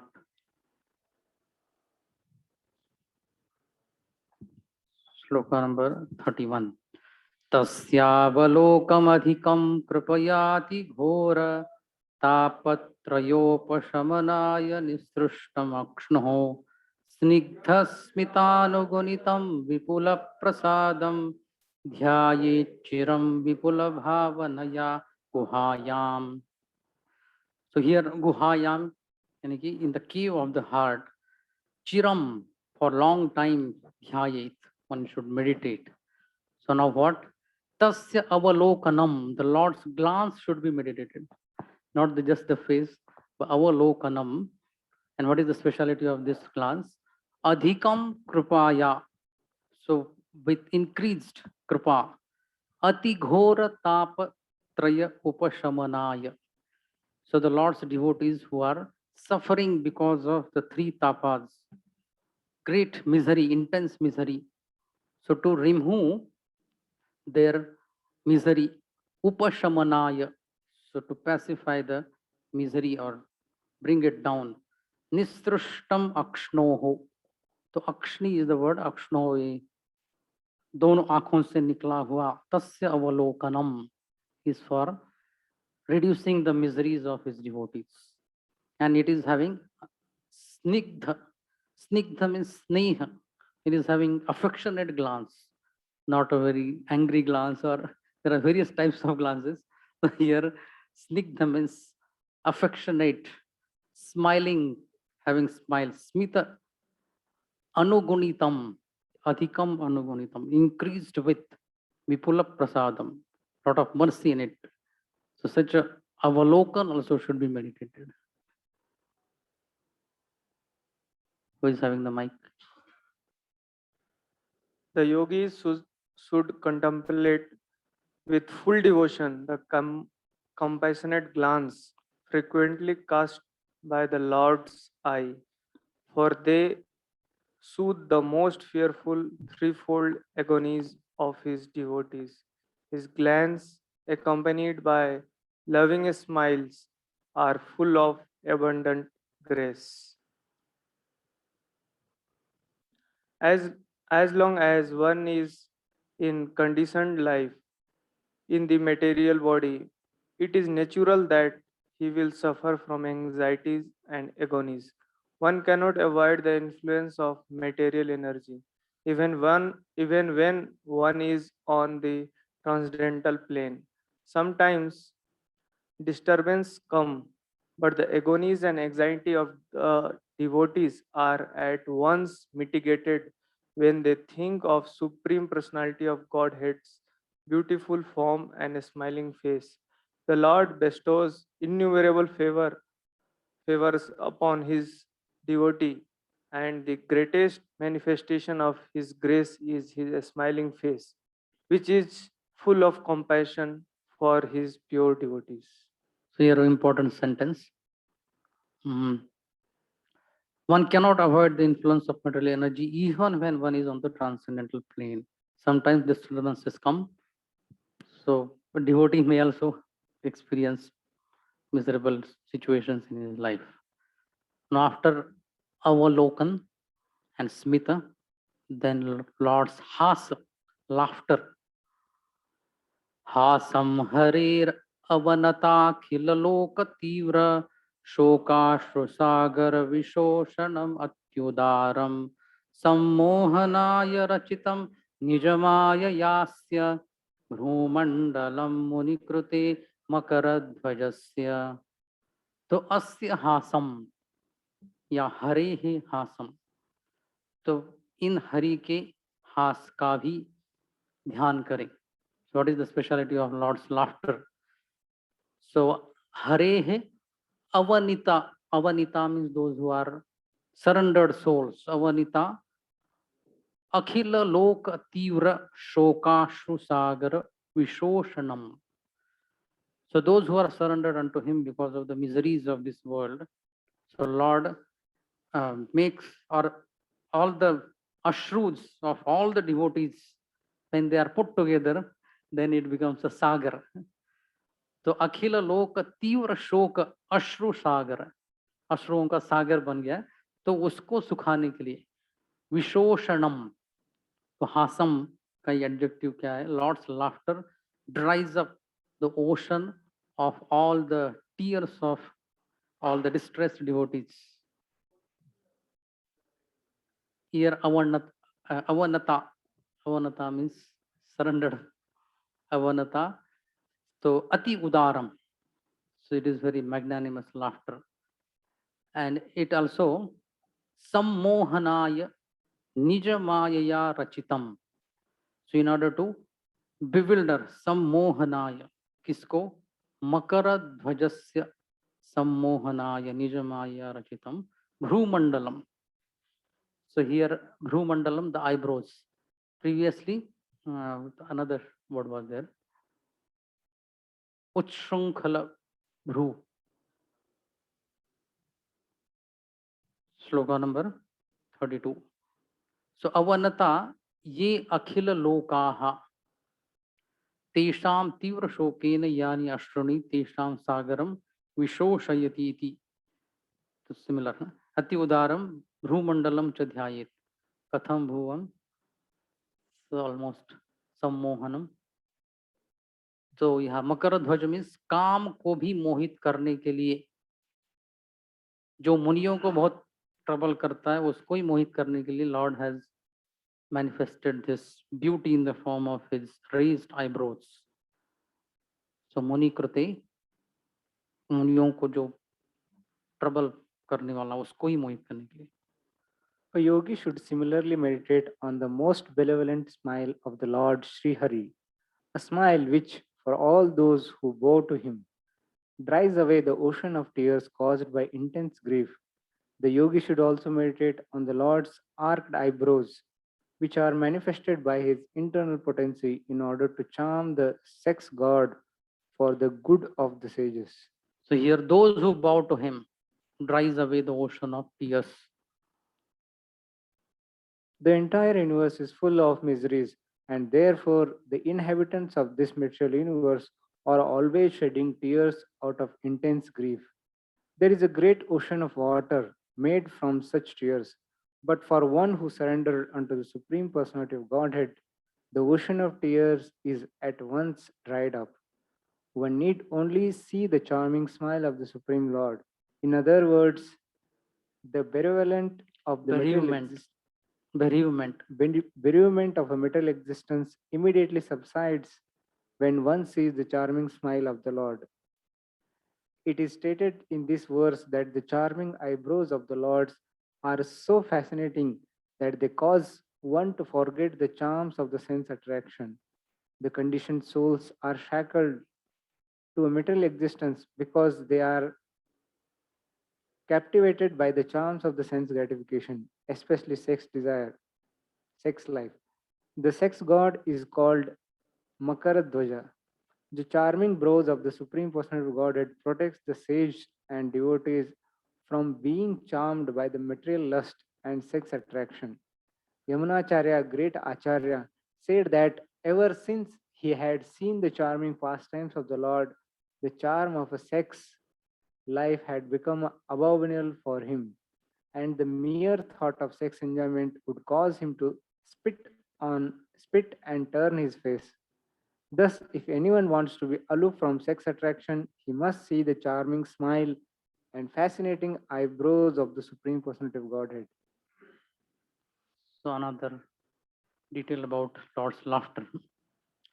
ध्यानानयं प्रहसितं बहुलाधरोष्ठ भासारुणायिततनु द्विजकुन्दपङ्क्ति ध्यायेत् स्वदेहकुहरे अवसित् भक्त्यार्द्रयार्पितमना न पृथक् दिदृक्षेत्. So the Lord's laughter is dhyana yanam. So dhyana yanam. So ayanam. So the exact meaning for dhyana mentioned. Ati sundarataya prayatnam vina eva dhyanasya vishayabhuta. So without endeavor, the Lord's dhyana, what it does. So it is dhyana yanam. Prahasitam.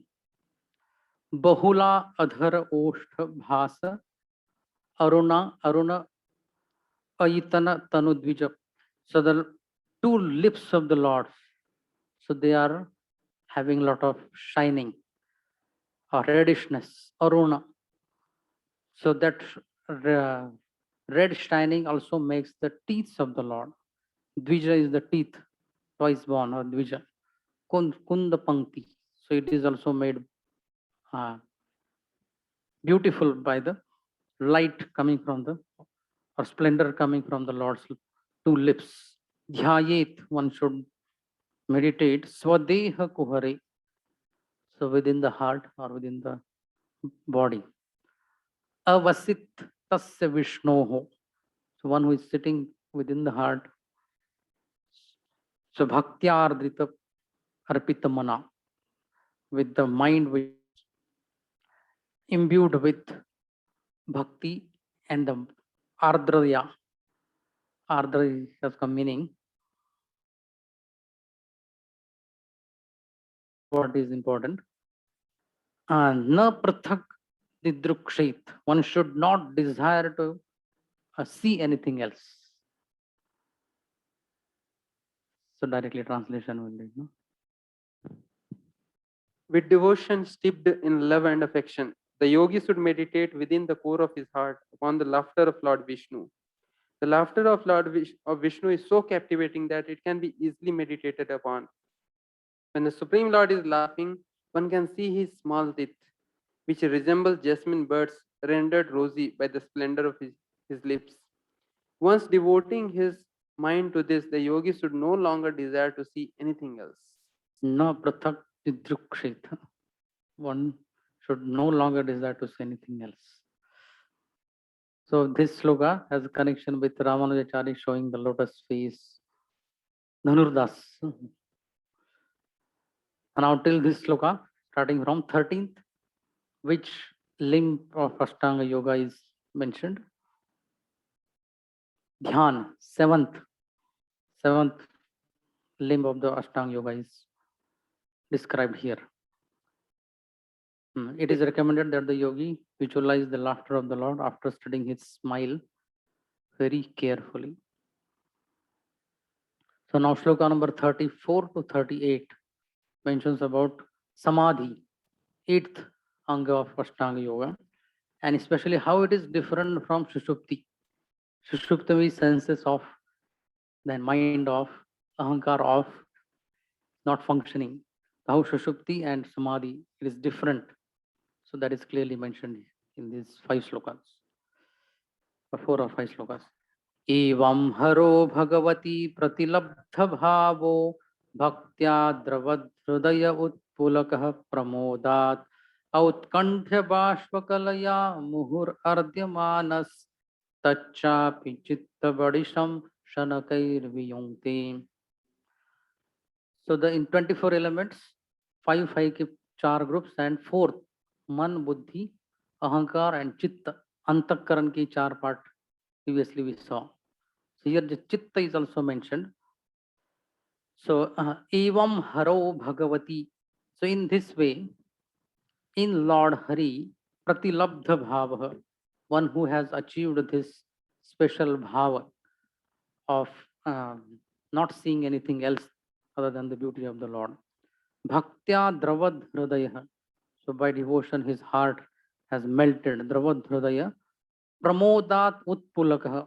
Because of great happiness, his hairs are standing on end. So utpulakah. Outkantya bashpa kalaya muhur ardyamanah. So he's drowning ardyamanah, again and again drowning in the ocean of this bliss. So in this condition, tach api chitta badisham. So chitta, having this adjective badisham, means just like while catching fish on the bed, some eatable is kept. So that bait is just meant for attracting the fish. So similarly, the chitta is meant only to invite the Lord or bring the Lord within the consciousness or within our heart. So this chittam, chitta badisham api shanakaihi, gradually viyungte. It gets dissolved just like a ice gets dissolved and becomes water. The chitta also, this material aspect of chitta is completely destroyed. So he is not aware that he has this material chitta.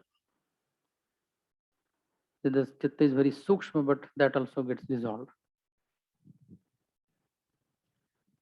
By following this course, the yogi gradually develops pure love for the Supreme Personality of Godhead, Hari. In the course of his progress in devotional service, the hairs on his body stand erect through excessive joy, and he is constantly bathed in a stream of tears occasioned by intense love. Gradually, even the mind, which he used as a means to attract the Lord, as one attracts a fish to a hook, withdraws from material activity. So chitta Prabhupada translates as mind. So actual word is chitta. When the mind forcibly is engaged upon the form of the Lord, this is called Nirbija Yoga or lifeless yoga. For the yogi does not automatically engage in the personal service of the Lord. But when he is constantly thinking of the Lord, that is called Sabija Yoga or living yoga. One has to be promoted to the platform of living yoga. So in the first sloka of this chapter, yogasya sabijasya. So this is the connection here. Prabhupada is completing. Muktashrayam yarhi nirvishayam viraktam nirvanam ruchati manah sahasa yatharchihi atmanam atra purusho avyavadhanam ekam anvikshati pratinivritta guna pravaha. So muktashrayam. So he is not now ashrit on ahankar. So therefore here muktashrayam. So in the sushupti stage, that ahankar is temporarily not working, but as soon as he comes back to normal consciousness, ahankar is active. But in samadhi stage, he is not dependent on the ahankar. Mukta shrayam. Here he, when nirvishayam. So when he becomes, I'll just read the tika a little bit so that shloka number 35.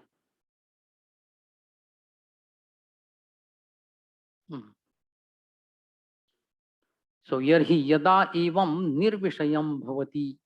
So when he becomes nirvishayam, free from any material thought. Atayeva muktashrayam. Therefore, free from any ahankar related ashray. Muktashrayam cha dheya sambandham vina dhyatari dhyatari avasthana asambhavat. So he doesn't have any now dheya remaining. The goal has been achieved now. There is no more further goal to be achieved. So therefore, this word muktashrayam and nirvritam and viraktam. So nirvanam, these words have this there is muktashrayam cha dhiya sambandham vina dhyatari avasthan asambhavat. So without having goal, person cannot perform any dhyan. Whatever point Prabhupada wrote in the previous purport is coming in this tika. Nacha purvavat shabdadi virvishaya. So nirvishayam, so he is not dependent on purvavat, any material sound. Yataha tatra viraktam. So such dependency on the Panchamahabhutas, he has that virakti or dependency is not there. Viraktam parama ananda anubhavena ataha nirvanam layam ruchati. So nirvanam means param ananda anubhava. So nirvanam basically free from any material dependency. So vritti rupatam parityajya. So this thoda sa zara impersonal touch hai idhar. And the last word in the second line, yatharchi. So manaha sahasa. So sahasa means anayasena nirvanam ruchati. The mind very easily achieves nirvanam yatharchi. Just like the lamp in which the oil has become exhausted, it is no longer there, so it becomes off. So similarly, the chitta doesn't have any fuel, anything to be remembered or anything to be meditated. Therefore, it even mind, previously chitta came, even the mind also becomes dissolved. And now next step, Pratinivritta guna pravaha. He is not having influence of the three gunas. Pratinivritta guna pravaha. Purushaha, the such personality, Atmanam avyavadhanam ekam. So he sees the Paramatma, anuikshate at every step, anvikshate at every step, he sees the Paramatma everywhere. So this is the state of Samadhi.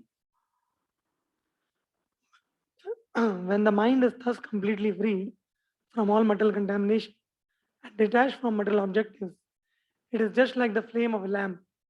At that time, the mind is actually dovetailed with that of the Supreme Lord and is experienced as one with Him because it is freed from the interactive flow of the material qualities.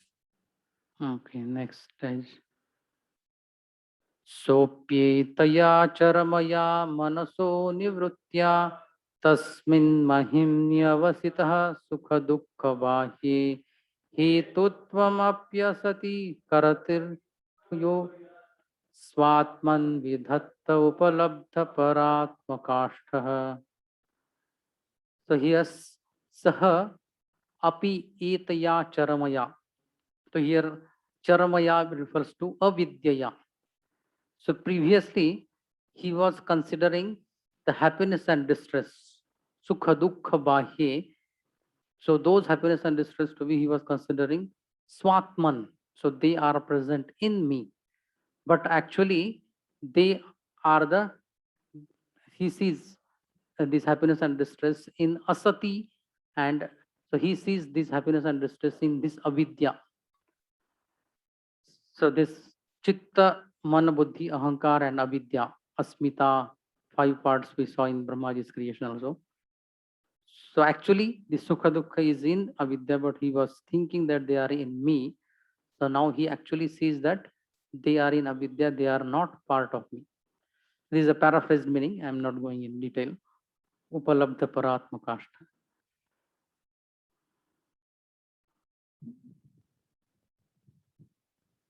Thus situated in the highest transcendental stage, the mind ceases from all material reaction and becomes situated in its own glory, transcendental to all material conceptions of happiness and distress.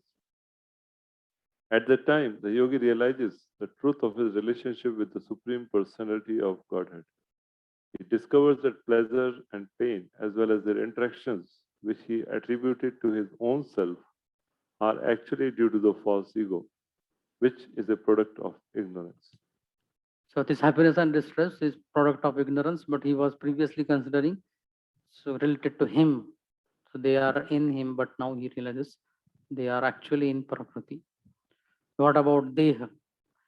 Deham chatam na charamah stitam uthitam va siddho vipashyati yatodhyagamam swarupam daivad upetam atha daivam vashad apetam vaso yatha parikrutam madiram.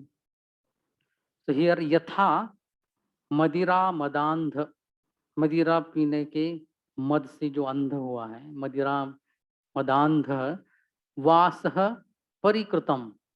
So when his cloth vasah parikrutam, when it falls, na vipashyati, he doesn't very carefully see his cloth falling from his body.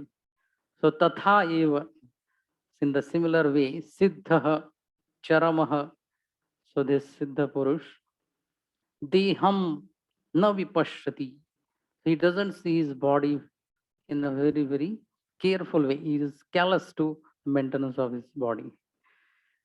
So by this stage, adhyagama, adhyagamat swarupam. So he has realized his swarup, and from that sthitam or utthitam va. So from that uh, stage, yeah, another stage of this kind of his behavior has come. Siddha. So deham and tam daivat upetam atha daivat daiva vashad apetam. It has taken birth because of daiva, and therefore according to daiva only it will get destroyed. So we see all the avadhutas on this platform. Daiva vashad upetam atha daiva vashad apetam. Because he has achieved his real identity, the perfectly realized soul has no conception of how the material body is moving or acting. Just as an intoxicated person cannot understand whether or not he has clothing on his body. So about body further. Dehopi daiva vashagah khalu karma yavat svarambhakam prati samikshata eva sasu tam samprapanchamadhirudha samadhi yoga swapnam punarna bhajate pratibuddha vastu. So here pratibuddha vastu, one who has understood the real object, soul or super soul. So deha api daiva vashagah. So he understands his body to be completely in the grip of daiva and swa arambhaka karma. So whatever prarabdha karma I have, so accordingly his body will remain. So even though he is self-realized in samadhi, but still his attitude towards the body is like this. So tam deham saprapancham adhirudham samadhi yoga. He sees all the prapancha and the relatives and everything. Swapnam, just like the person sees in the dream or he remembers his dream. So similarly, he sees all the samsa prapancham in this same way. The body of such a liberated yogi, along with the senses, is taken charge of by the Supreme Personality of Godhead, and its functions until its destined activities are finished. The liberated devotee, being awake to his constitutional position and thus situated in samadhi, the highest perfection stage of yoga,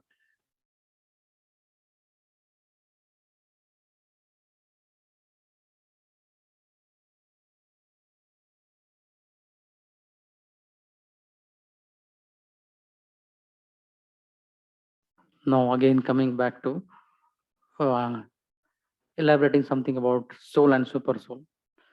Yatha putracha vittacha पृथक मर्त्य प्रतीयते अप्यात्मत्वेन अभिमताद देहादेहे पुरुषस्तथा.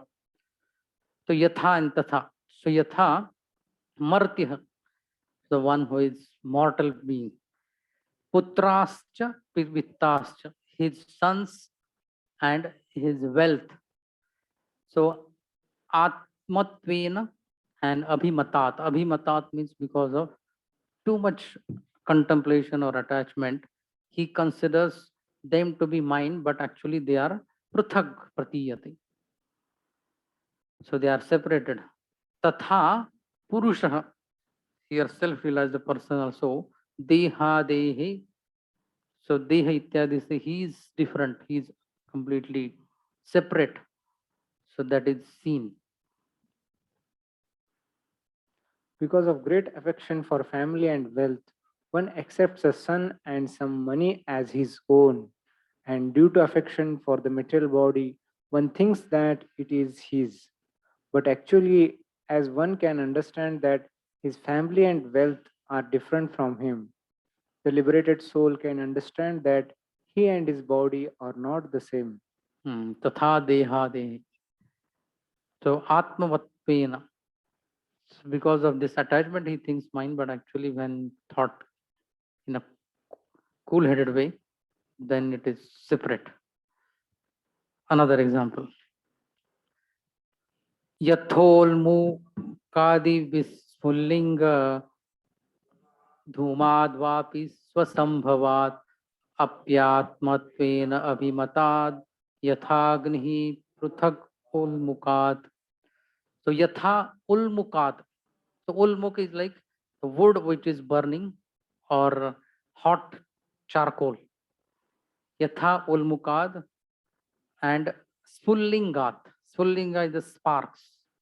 Chingaria, Spullingat, and Dhumad Va, or even the smoke. So all these three things, they have come from the Agni, Swasambhavat. From Agni only these three stages of fire have come. So although they have come from fire, they appear to be different, but actually they are not.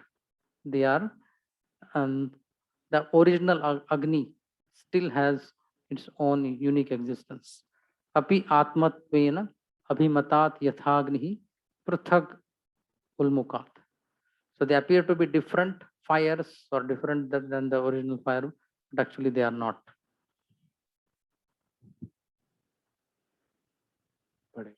The blazing fire is different from flames, from the sparks and from the smoke, although all are intimately connected because they are born from the same blazing wood. So read purport also. Although the blazing firewood, the sparks, the smoke, and the flame cannot stay apart because each of them is a part and parcel of the fire, still they are different from one another. A less intelligent person accepts the smoke as fire, although the fire and smoke are completely different. The heat and the light of the fire are separate, although one cannot differentiate fire from the heat and light. Okay.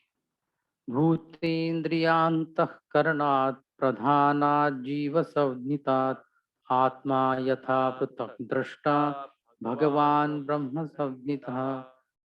So bhuta means pancha mahabhut. Bhuta, indriya, senses, antahkarana, karanat, pradhanat. So from all these four, so these are like some of the 24 elements. Few 24 elements are mentioned. Out of 24, few are mentioned here. So jiva savnitat, the atma is different from all these elements. Tatha bhagavan drashta, brahma sadnita prathak. So just like a soul is different from all these 24 elements, similarly the Lord is different, named by the word Bhagavan, Drashta. He is also prathak from Atma.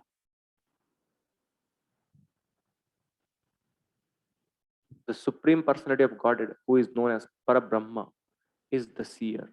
Is different from the Jiva soul or individual living entity, who is combined with senses, the five elements, and consciousness.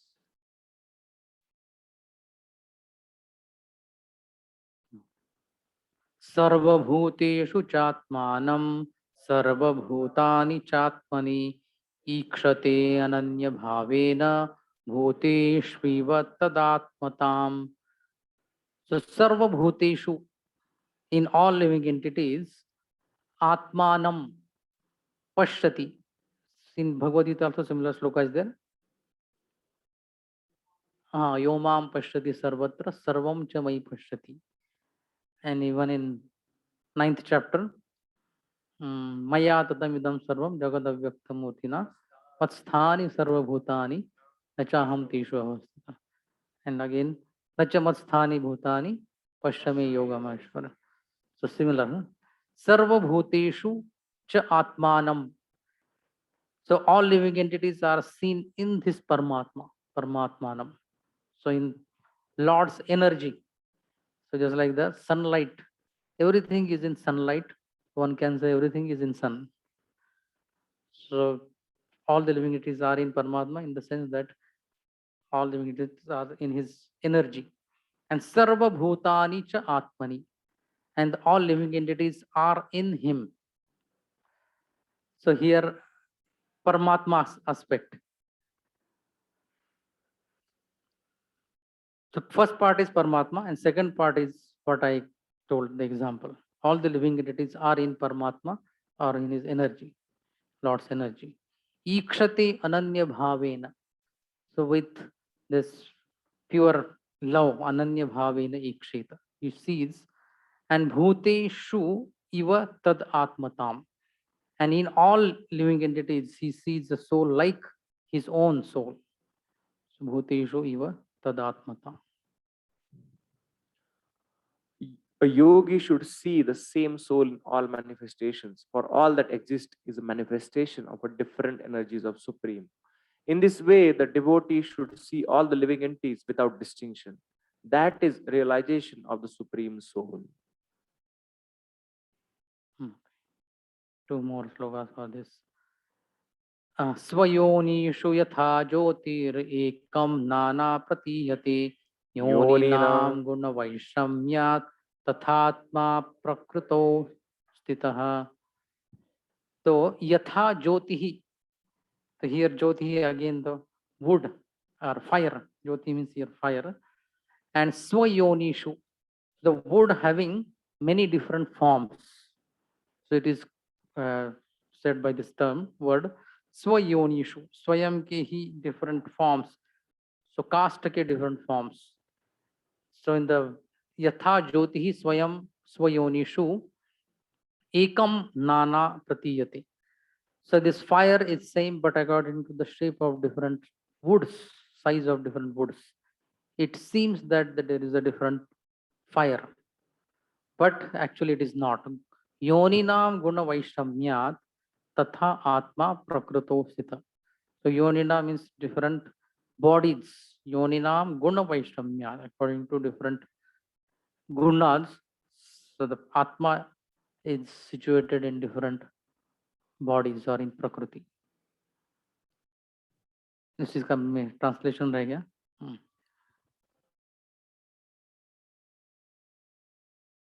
Under different conditions of the modes of material nature, the pure spirit soul manifests itself in different bodies. So very nice examples are given. So we need to contemplate more on this. So last. Tasmad imam swam prakritim daivim sad asad atmikam durvibhavyam parabhavya swarupena vatisthati. So therefore, tasmad imam swam prakritim. So all these are adjectives for this prakriti. Swayam ki prakriti, very transcendental. Daivim sad asad atmikam, cause and effect or which is manifesting and not manifesting. Sad asad atmikam durvibhavyam, very difficult to cross over. So parabhavya, after conquering such a prakriti, swarupena avatishtati, he resides in his own constitutional position. Thus the yogi can be in the self-realized position after conquering the insurmountable spell of Maya, who presents herself as both the cause and effect of this material manifestation, and is therefore very difficult to understand. So thus we completed 28th chapter. So we'll see around 5 or 6 slokas, the next chapter, and then we'll stop. Sham Lila Prabhu has raised a hand. Prabhuji, this 43rd. Yes, Shamila Prabhu, question. Yes, Prabhuji, 43rd verse, na? This example is there: fire in a big piece of wood, very big, and the fires appear small also if the fuel is small. So I did not understand this. Similarly, the soul in the universal body, although of the same quality, is different from the soul in the smaller body. Hare Krishna. Shamlila Prabhu. Can you hear me, Prabhuji? Hare Krishna. Able to hear me?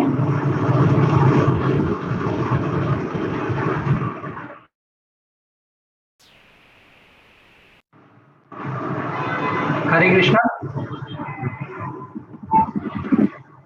I think some problem.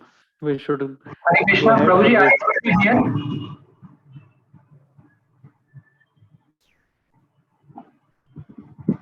Hare Are you Krishna. able to Shamlila hear? Prabhu. Are you Yes. able to hear, Prabhuji?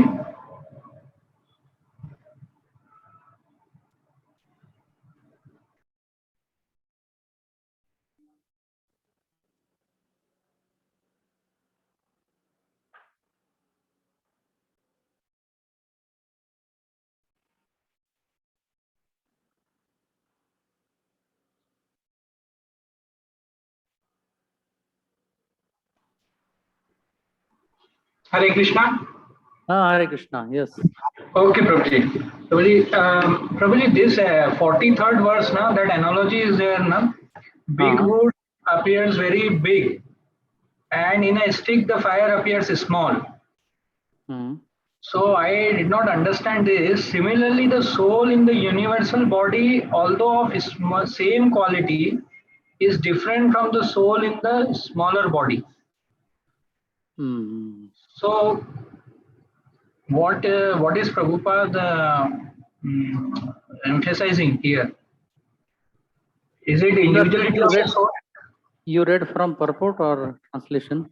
Prabhuji, in the purport, the first paragraph itself, the third line to seventh line. 43rd, yes, Prabhuji. For example, the fire. So the last line of this paragraph, similarly the soul, the previous paragraph, yes. Yeah. In the universal body, although of the same quality, is different from the soul in a smaller body. So all the Prabhupada mentions in the purport like this, if you read the translation, it is clear. As fire is exhibited in different forms of wood, size, जो stick है या थोड़ा log of wood है, under different conditions of modes of material nature, the pure spirit soul manifests itself in different bodies. So as far as the sloka goes, it is clear that the different varieties of bodies, seeing those bodies, it appears that the soul is different, having the qualitative aspect is different, but actually just like the fire is the same, its size may change. So similar, the soul is of similar nature, but because of the influence of gunas is different. Now coming to your question, similarly the soul in the universal body, although of the same quality, is different from the soul in the smaller body. So according to my understanding, this sentence refers to the previous sloka. Previous sloka Lord mentioned here. Here.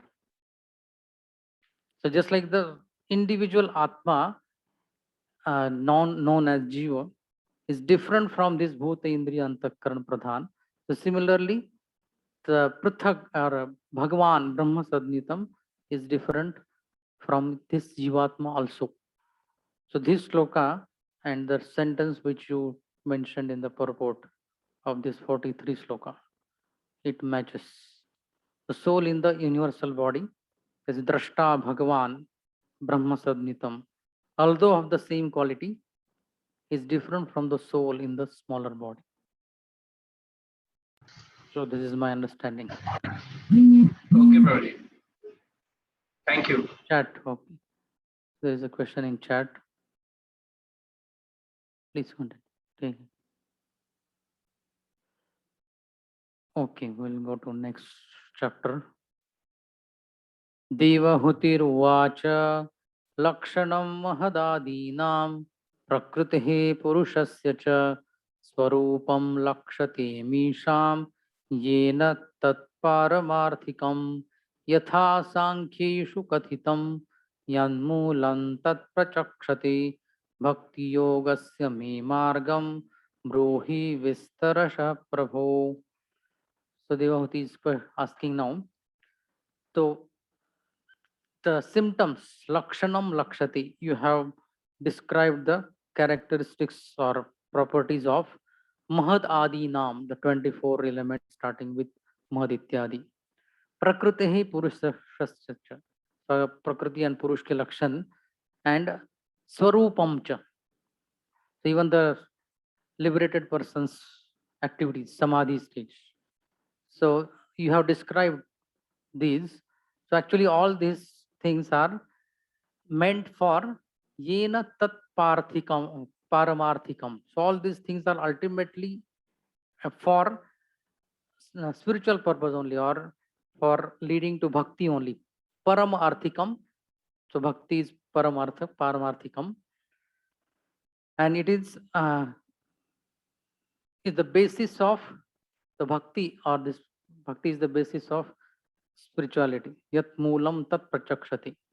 So you have done this in the previous 3 chapters, 26, 27, 28, and even in 25th, some mention about bhakti, elaboration about bhakti was done. 26th May about knowledge, 27th May Sankhya, 28th May Yoga. Those 3 things are described. And in all these 3, if you see at the end, there is a mention about developing devotion unto the Lord. So now in the question, second sloka, second line, Bhakti Yogasya me margam bruhi vistarasha prabho. So, O Lord, bruhi, please speak to me vistarasha, with great detail. Bhakti Yogasya margam. So the path of Bhakti Yoga, with great detail you please speak to me. Previously also he mentioned in 25th chapter, but it was not elaborately. So she is asking to elaborately describe about bhakti. Okay, Mike. Devotee inquired, "My dear Lord, you have already very scientifically described the symptoms of the total material nature and the characteristic of the spirit according to the Sankhya system of philosophy. Now I shall request you to explain the path of devotional service, which is the ultimate end of all philosophical systems." So even in Gita, these 4 things are done: Sankhya, Jnana, Yoga, and Bhakti. So first 2.11 to 30, the knowledge about soul and body. And in 2.39, Lord mentions Yeshate Abhita Par Sankhe Buddhi Yoge Tuvam Shunu Buddhya Yukto Yaya Partha Karma Bandham Prahasya. So there also Sankhya. In 13th chapter, Prakriti Purush, 3 modes. So Prakriti Purush especially. So there also knowledge and Sankhya mix is there. Then Dhyan Yoga, about Ashtanga Yoga it is mentioned. 6th chapter. And about Bhakti, 9th chapter, 12th chapter, about Bhakti. Virago yena purusho bhagavan sarvato bhavet achakshva jiva lokasya vividha mama samskritihi. तो जीवों की जीवलोकस्य संस्कृति ही विविधा संस्कृति.